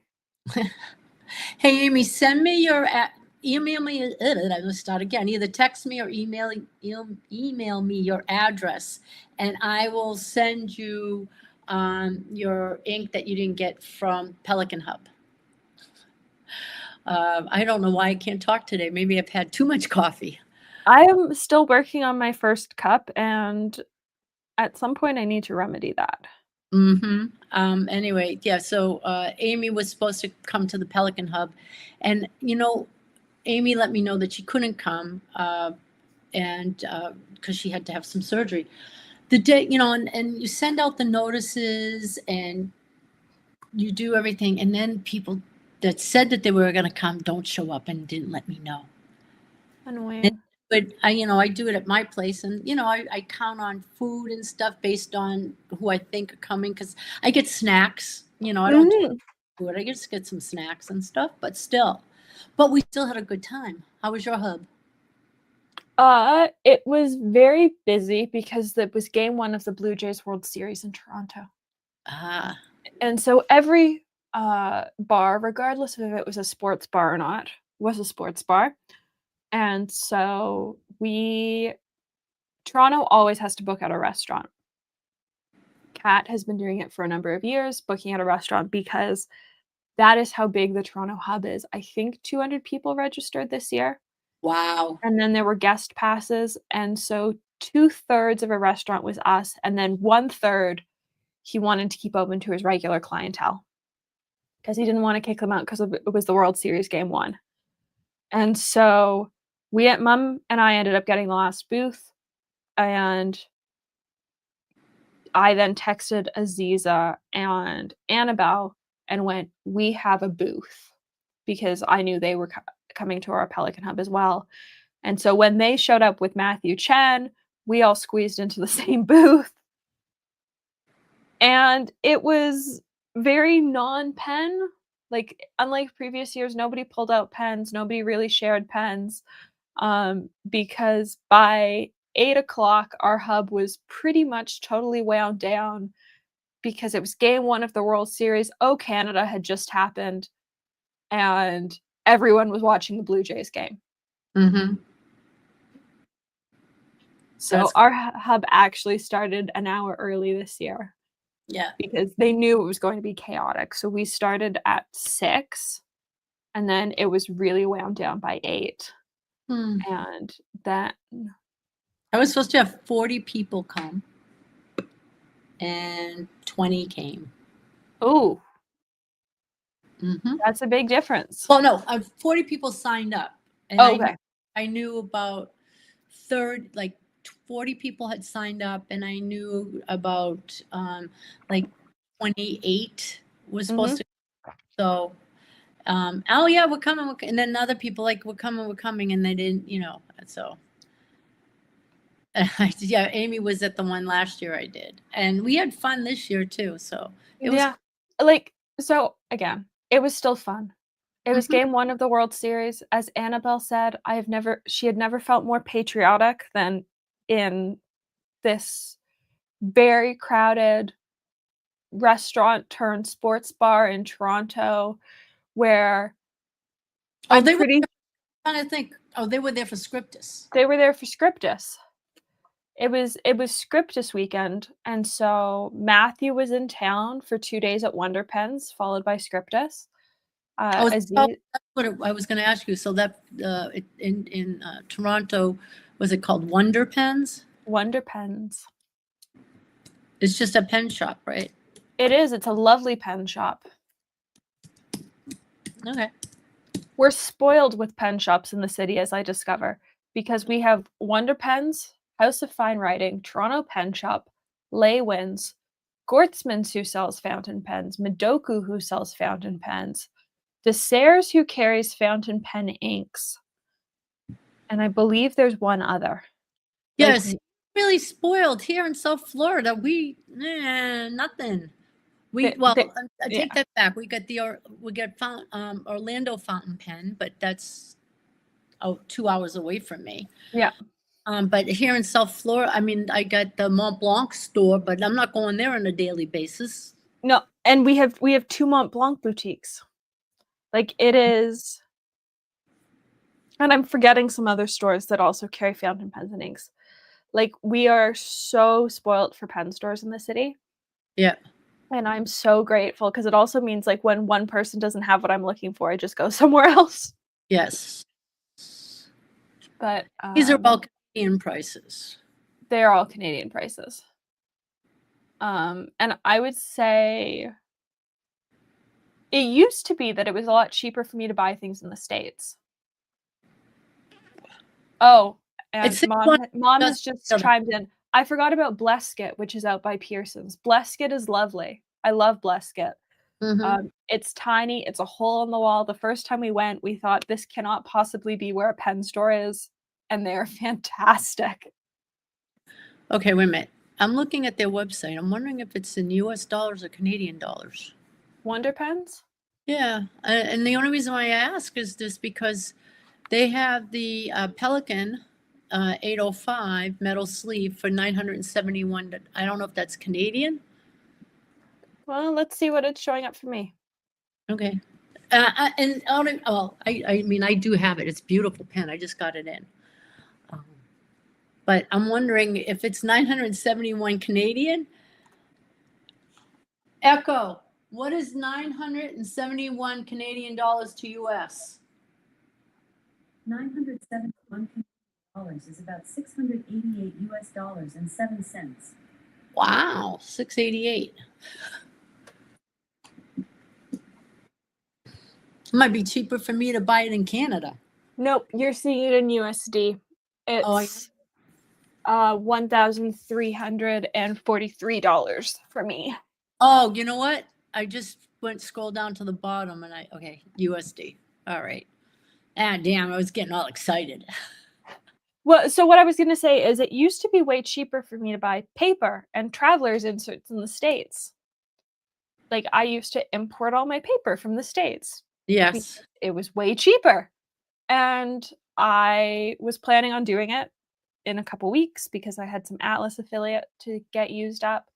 Yeah. And this weekend, or I guess last weekend now, Dad and I went down to Madoku in the beaches, and they, are pretty much totally stocked with traveler's inserts, which was amazing. Mm-hmm. But their prices were on par with US shops. Right. Which means normally there's about a 40% difference because the exchange right now is $1.40. So $1 US buys you $1.40 Canadian, except on traveler's inserts, the same price at Atlas was the same price I was seeing on the shelf in Toronto. Okay. Because the US ones are tariffed to such an extent right now that it doesn't make sense anymore for me to buy my paper in the States because they are 40% more expensive for me to buy them in the States. Mm-hmm. So for the first time ever, at least in my experience, fountain pen paper is actually cheaper in some cases in Canada than it is in the States, which was a crazy realization last weekend. Wow. Yeah, that it's, if I traveled to Canada and bought it and didn't declare it coming back. Well, so when Mom and I travel to the States and Mhm. when Canadians travel to other foreign countries, we have a limit of what we're allowed to bring back. Right. And it changes depending on how long you're away. Does the US have that limit still, or did they get rid of that as well? No, it's gone. You guys don't have an out-of-country limit anymore? Nope. I don't know. I don't know. And the reason why I say that is because it was always like the $800 limit. Apparently, you've still got an $800 travel limit. Travel limit. Okay, yes, it's $800. Yeah. And most of the time, like when Peter and I got back from Europe and stuff, you know, Peter had, because for long airport stuff, he still has to use a chair because it's just Yeah. easier, right? And because it's just too much. So Oh, you go, Claire, preaching to the choir here. right. So Like- sometimes I get it. Sometimes I have to get it. So we're like, but I used his walker, and he was in a, you know, because of my foot issues. But yes, so going through there, and then you go through customs in your wheelchair. Do you have anything to clear? Nope. Okay, go. I honestly, I don't know what I would do without airport golf carts. Yeah. Oh my Be- God. We were like, Because Right. I do really well on the trip there. I'm really good on the trip there. yeah, But after 3 or 4 days at a pen show, once the adrenaline has worn off, once everything is all said and done, it's the like getting through the airport on the way home, normally very early in the morning, right. and then having to get off of a plane once I'm all stiff. Oh yeah. And then at least at Pearson, depending on where we're flying in from, we are landing on a tarmac where you have to go down a very steep set of stairs, Mhm. which is not particularly easy for me, followed by a 10 to 15 minute walk through an airport to get to customs. Yeah. No. Not happening. When we flew into, now, mind you, our travel agent knew we were taking Peter's walker, knew it's like slightly, you know, he can walk without the walker, but not very, no, like through an airport, no, he needs the wheelchair. Yeah. And, you know, handicap. So we we land in Frankfurt, and then we have to get on the next plane to, you know, to Venice. So wherever, we're flying in. And so we get into Frankfurt now, and we're on, you know, it's an overnight flight from Miami to Frankfurt. We get up, you know, we get off the plane. Now we got to get to the next plane. They come and get the wheelchair and the whole bit, and now we're walking forever. I mean, doing elevators, doing this, do that. We finally get to the gate now to take us to the next flight, to our next destination. The plane is on the tarmac, and we have to go down 3 flights of stairs. I'm like, where do you get? He's handicapped. We have the walker. He's in a wheelchair, and we have carry-ons. Yeah. How am I going to take those down 3 flights of stairs? And they said, well, you know, we can make arrangements, but then you're going to miss this flight. And I'm like, I can't miss this. Oh, because we're going to Amsterdam. I said, I can't miss, you know, I have appointments. There's just no way. So Peter said, I can. Peter could walk down the stairs. He said, I'll just do the stairs. Fine. But I got to carry his walker. We got to bring the bags down. So luckily there were other young men there that were going on the flight, and they helped us. You know, thank God. Now they take us onto the trolley to get to the plane. I fall getting on the bus because I tripped. I couldn't, you know, whatever. Fall number 1. Then we get to the plane, and of course we got to walk up with all the stuff, right? I'm like, oh God. So we do it, and fine. Thank God when we get, he's like, this is ridiculous that they have the whole tarmac thing. So that's what it was. We flew into Frankfurt to Amsterdam. Then when we left Amsterdam, we had to use another airline. That was no problem getting into Italy. Coming back, it's like, you're almost like, okay, and I said, where do you get that he's handicapped? No stairs. Yeah. So I would say our two most interesting situations both happened on the same trip this year. One was on the way and one was on the way back. Mm-hmm. So on the way to Empire, we are flying out of Pearson, but we're flying on Delta because Air Canada had been threatening to strike and then had been on strike, and so we were not flying Air Canada. Mm-hmm. everything about Delta had gone really, really smoothly. And then we got our gate assigned, and I went, oh, I know what gate we're flying out of. Because there are lower gates at Pearson where you go down an escalator, and then once you're in the basement, you load from the tarmac, and you can either load with a wheelchair ramp or you can load with a set of very steep stairs. And I knew how this went because the previous year when Dad and I flew to Chicago, we flew Porter out of the island, and Porter only has very steep stairs. And so Dad and I had already troubleshot this. We had figured this out. We'd had 2 flights of figuring out, how do I safely do these stairs? And the way to safely do them is that somebody takes bags up, and then they come back and they get me, and they walk behind me to make sure I don't fall backwards.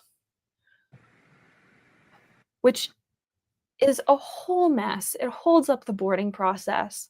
It's not particularly enjoyable, but I am unsteady on my feet, and the stairs are really steep, and I have crutches. The other thing is a flight attendant has to take the crutches because you can't use the crutches on the steps.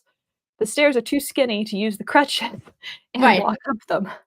Plus, they have holes, don't they? Some of them have holes. Some of them have holes, exactly. Like it's a mess. And so I'm waiting for Mom, and this lovely guy in a Delta uniform comes up to me and he says, what can we do to help you? And I say, I need somebody to take my crutches, and I'm waiting for my mom because we've done this before, and I can't go up these steep stairs without somebody behind me to make sure I don't fall backwards. He calls one of the flight attendants, they take my crutches, and he helps me up the stairs. Turns out he's the pilot of our flight and had been doing our safety check.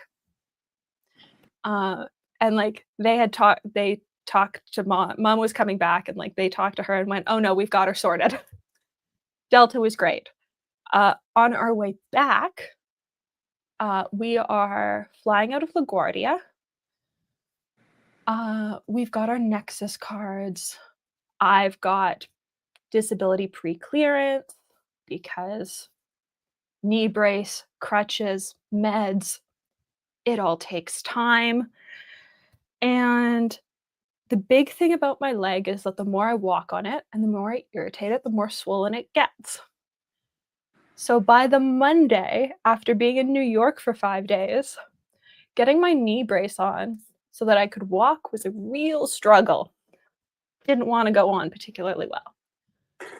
So imagine my joy when security went, we need you to take that off.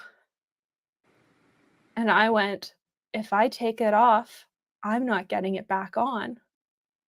And they went, what do you mean? And I went, part of my leg is dead. My leg is really swollen. If I take it off, it's not going to fit when I try and put it back on. And this went back and forth for a very long time. Right. Far too long. Because normally what happens is they swab my hands, they swab my crutches, they swab the knee brace inside and out to make sure that I'm not smuggling drugs in my knee brace. And then they let me go. So for anyone who thinks traveling with a disability is easy, it's not. It's definitely not. I mean, I know. Oh, because I have the knee replacement issue. Yeah. Every time I go through this, I have to go through the scanner, like, and I put my hands up, the machine. And I don't know what it is. I got metal in my knee. I think we talked about this before. It shows that I got metal in my crotch. And I'm like, and someone said it's because your pants may be too loose. Make sure you pull them up really tight. So I did that, and I was fine.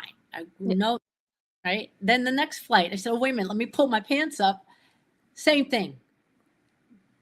It shows that I look like I got something in my crotch when I got metal in my knee. It's really weird. I am so grateful to be at a stage that I can travel again. And there are parts of it that are a total nightmare. Like I have to take this made Drew really laugh when I told him I have to take my ice picks off my crutches. And Drew went, "Why do you have ice picks on your crutches?" And I have Oh, ice yeah, picks on because you live in Canada. because I live in Canada and because ice picks are also really good for climbing hills. Like if you're trying to go up hills, then you've got little spikes, like you've got cleats. Ice picks are great. I can't fly with my ice picks on my crutches. So if I fly, my ice picks have to come off my crutches. Like it's just there's so many logistics to traveling with medical complications that people don't expect. And it's mom and I either have trips like where we have no problem, or we have trips like flying home from Empire where it's like, here is this very long discussion about why I can't take my knee brace off, including like the supervising agent for TSA coming over and trying to decide if I was actually allowed to fly or not. Mm. And it was like, if I See, look at all the things we do and go through to get to a pen show. And then they look at your pens and they want to know if they're like, you know, like you have to take everything apart because some people don't know what these fountains are, right? And so it's like, yeah. So it's like all these things that we do to travel. Yeah. Or pen shows. Like at the end of the day, I don't travel with a wheelchair. I don't travel with liquid medication. And any of the medical equipment I travel with that's electronic is small. And so, in this grand scheme of what I deal with traveling with medical equipment, I am not dealing with the worst of it. Right. But Peter doesn't take his CPAP with them because it's a pain in the ass. it is. Like I was complaining to mom about it a couple days ago. So when you fly, where do you think my crutches have to be stored? In the overhead compartment. Guess what spends a flight banging into them? Other luggage. Guess what's now making a really weird noise when I walk with them? And your crutches. My crutches. Yeah, because I put my cane up there. Sometimes I take if I'm having a flare up, I take the cane. Usually, sometimes I travel with the cane, because you know if I'm having a bad flare up and my ankles would be like whatever, RA, I can't like walk. But I'm not giving up going to a pen show because I'm having a flare up. I go to the doctors and I say, "Shoot me up like the Tin Man, please." He said, I get that a lot lately from a lot of my patients. I said, well, at least you know what I mean by shoot me up like the Tin Man. Like if I'm lucky, there is a first class coat closet and it's a fairly empty first class flight and the flight attendants will put them up in there. Yep. In which case, my crushes will not spend an entire flight being banged into by suitcases. If I'm unlucky, they do spend an entire flight being banged into. And they now make a weird noise when I walk with them, which is really pissing me off because I don't like the noise they make right now. Can you put them in a padded bag when you get on the plane? I probably could, but I don't actually know who makes any bag for them. Well, like, you know, like, okay, so they have like, they have gun rifle cases and stuff. I mean, seriously, you can get something probably fairly inexpensive, like going to like a Walmart or something like that and getting something like a duffel bag that might. Yeah, that is true. I hadn't actually considered that as an option. They're not as big as hockey sticks. No, they're not. The issue is that the cups on top are actually fairly wide. Oh yeah, because I have forearm crutches. Yeah. And so the cups on top are fairly wide. And they can't be removed. You need a screwdriver and a wrench to remove them.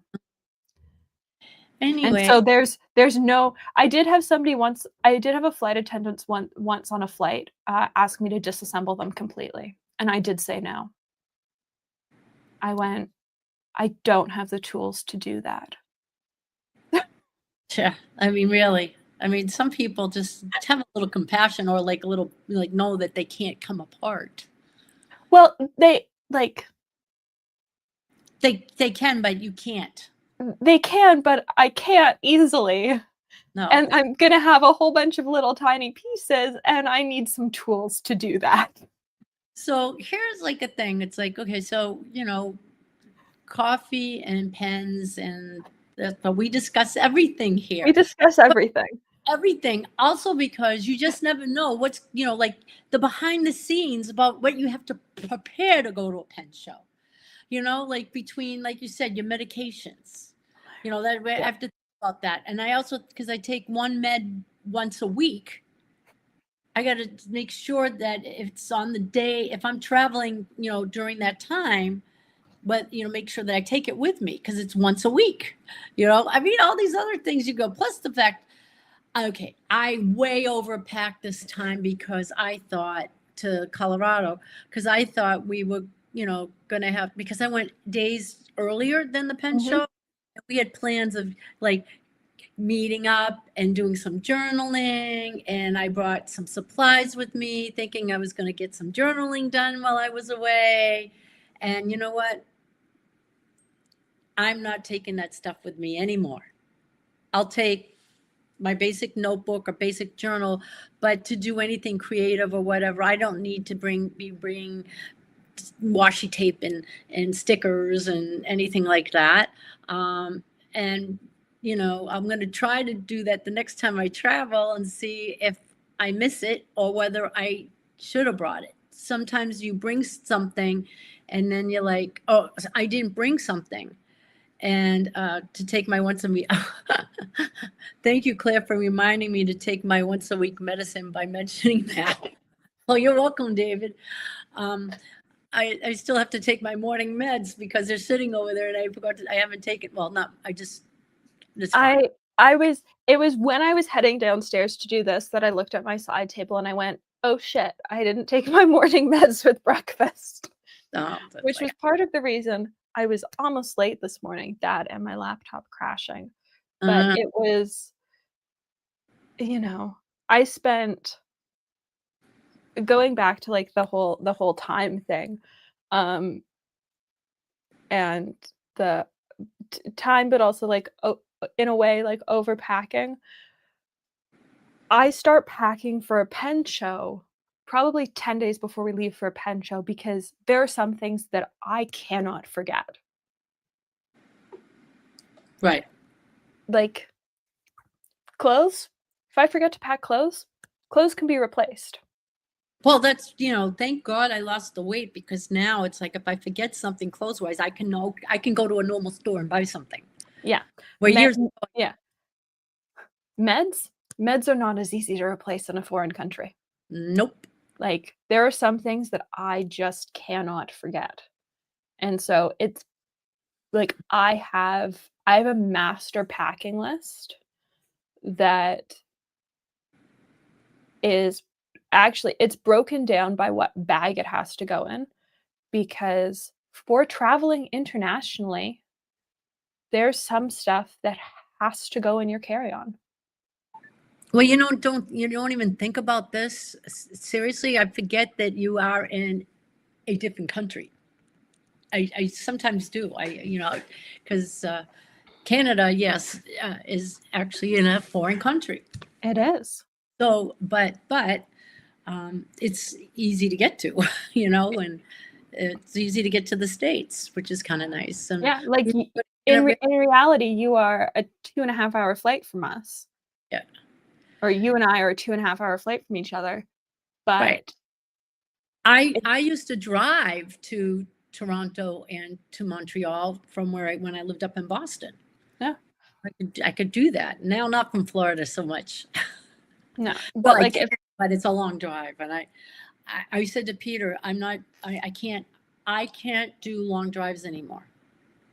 This last time when I went to Atlanta this year. Mm-hmm. I said that I'm not doing it again. I can't, because it, I drove straight through, and it's just too long of a drive for me. I could have stopped, but getting out of the state of Florida is 7 hours from where I live to get to the border. Oh, Carolinas. So just getting out of no, it would be Georgia. Okay, so yes, so getting out is, but to go up to Atlanta, that was a far drive. It was like 10 hours, yeah. and I can't do this anymore. And I do all the driving, so no way. It's like, I want to say it's 9.5 to the Chicago hotel Hmm. for us. Nine Yeah. and a half, 10, which isn't awful. We tend to leave fairly early in the morning, which means we're at the Chicago hotel by like mid-afternoon. Yeah. On the past last year, we went in on the Wednesday, which was nice because it meant that we sort of got a day to get settled. And it meant, I think I filmed a couple interviews Wednesday night before the show really like setup started on Thursday. But I don't mind a long car drive as long as it's I don't like, so we had a drive recently that it was really, really foggy, and I get really claustrophobic in the fog. Hmm. As long as it's not really foggy and gross outside, I'm fine for a long car ride. Yeah, I can't. I have to stop frequently to get up and because I get in pain from sitting Oh, so. yeah. No, like Mom and I stop probably like every hour and a half, 2 hours. Does Amsterdam still run from Florida to Atlanta? My mom and I took the train to Florida I think it does, That's cool. but the cost of doing, we still need a car. So I mean, I know there's trains where you can put your car on too, but we have so much, like when it's kind of really hard to try, to do that. If I was going by myself, then I would look into it. But when traveling with Peter, it's just easier to take the car. Yeah. But for Orlando and stuff for me, because it's 2.5 hours to Orlando for the Orlando Penn Show. That's not bad. But sometimes when I go to Orlando by myself, I take the train. So there's the train. It's 2 hours, and then I usually make my nieces pick me up because they work at Disney. So I'm like, come get your aunt. So, and that works. And then when I go visit Suzette down in Miami, I take the train. I'm not Okay. traffic. Miami, Suzette is about 80 miles south of me. And you can figure, okay, 80 miles is not too bad. It could be like an hour and a half. There's so many accidents and so much traffic in Miami that it could take me 3 hours. So I'm just better off taking the train down, and then, even taking the train down and then taking an Uber to where I have to go, or have Suzette pick me up. You're still in the car for another 45 minutes. It's terrible. And they're building so much in Miami. So many buildings are going up that they're not doing anything for traffic or for parking whatsoever. It's terrible. So many buildings going up, and it's just overcrowded. I need some breathing space. Yeah, that's fair. I feel the same. You I know, don't like being claustrophobic. no. At least I can see out, and I don't have. Yes, right now I'm looking at, because the way I'm sitting, I'm looking at the building next door to me, but it's not on top of me, like in like tenements and stuff Yeah. like. So, but breathing room. Okay, my dear, we've been on for 2 hours. I know. I just looked at the time and realized I'm about to miss post office cut off, and I have 2 packages to go, or 3 packages to go out, including one for David. Oh. So I need to run to the post office and ship Christmas card orders. And Stuff town, because we have meetup tomorrow, and I want to go through all my inks and get rid of some of these bottles that I don't like the color. And that's daring, Claire. You've got a lot of ink. I do. I've already flipped through the books when I was putting in some of the new ones that I did. Mhm. And like I get final say. I said, no, you don't. If we haven't used the ink and it looks same like everything else, and I don't like it, if an ink is too light or too dark, like if it almost looks like black, why am I going to use a green ink that looks black? Yeah.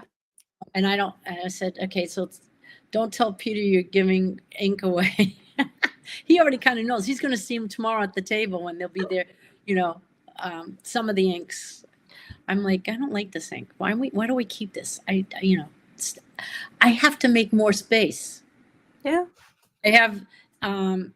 I do have the Colorverse, and I wasn't going to get the diamond ink pen. I was like, no, I'm not doing it. And so I did get it during fountain pen day. I still sort of want the Colorverse one, but if I get the Colorverse one, I'm not going to get it until like, I don't know, sometime in the spring. I did get the one. I'll let you know. I have.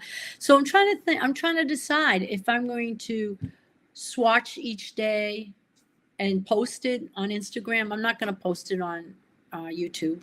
I'll just, or do I just do the whole thing? There's spoilers out there. Mm-hmm. I've seen some of the spoilers already because people just opened them up and did it. So I don't know what to do. I've been avoiding the spoilers, but I really liked the Colorverse calendar last year, and so I'm still trying to decide if I spend some of my affiliate credit on the Colorverse one to open it up in the spring. Because my fear is I buy it and then I absolutely hate the colors this year. Well, I didn't like the colors from Diamine, or I liked one or just a couple of them. But then again, yeah, my issue is I really liked the Colorverse colors last year, and I didn't get the calendar, and then I ended up buying a lot of the colors from people on the secondhand market when they were getting rid of their bottles. Yeah, so I'm trying to decide, and then I was trying to decide of a unique way of doing it too, of swatching them and showing them, and I'm like, why am I overthinking this? I'll just swatch it and say, this is today's color. Why do I don't have to be, whatever. So Yeah. someone said do a Zendangle of each block, each square, do a different color each day, and I'm like, I could and just do it with my drill log because I don't have to ink up a pen. I love that drill log. That's like they posted one last night, not a drill log. Ink Mascara posted one, like the crazy Japanese like ink one thing. Oh, they're so expensive, and I want one so badly. They just came out with one that's like a fude. Yeah, it's very nice. I'm wondering if they're going to be in California. I don't know. I don't know either, but they are. But I love my drill log that I have. I would say ask Frank or bug Frank. In fact, I got a text Frank because he's supposed to be shipping me something, and he was busy. I'm like, where is my something? So, yeah, bug Frank. I got to bug Frank, and then ask him if they're coming to California. I will. All right. See you later. All right. Bye. And then decide, are we going to do December or? I think as long as we do it early enough in the month, we can. Yep, I'm available after the 9th, and then I'm open the whole time. So do you want to do it the Friday between the 9th and before Christmas? Yeah, we'll figure it out. Just send me like the 17th. Is this Friday between the two? Maybe? I think so. Okay. Yeah, so we'll figure it out. I think so. Right. Anyway, ciao for now, as I always say. Bye. I thank for everybody who came in.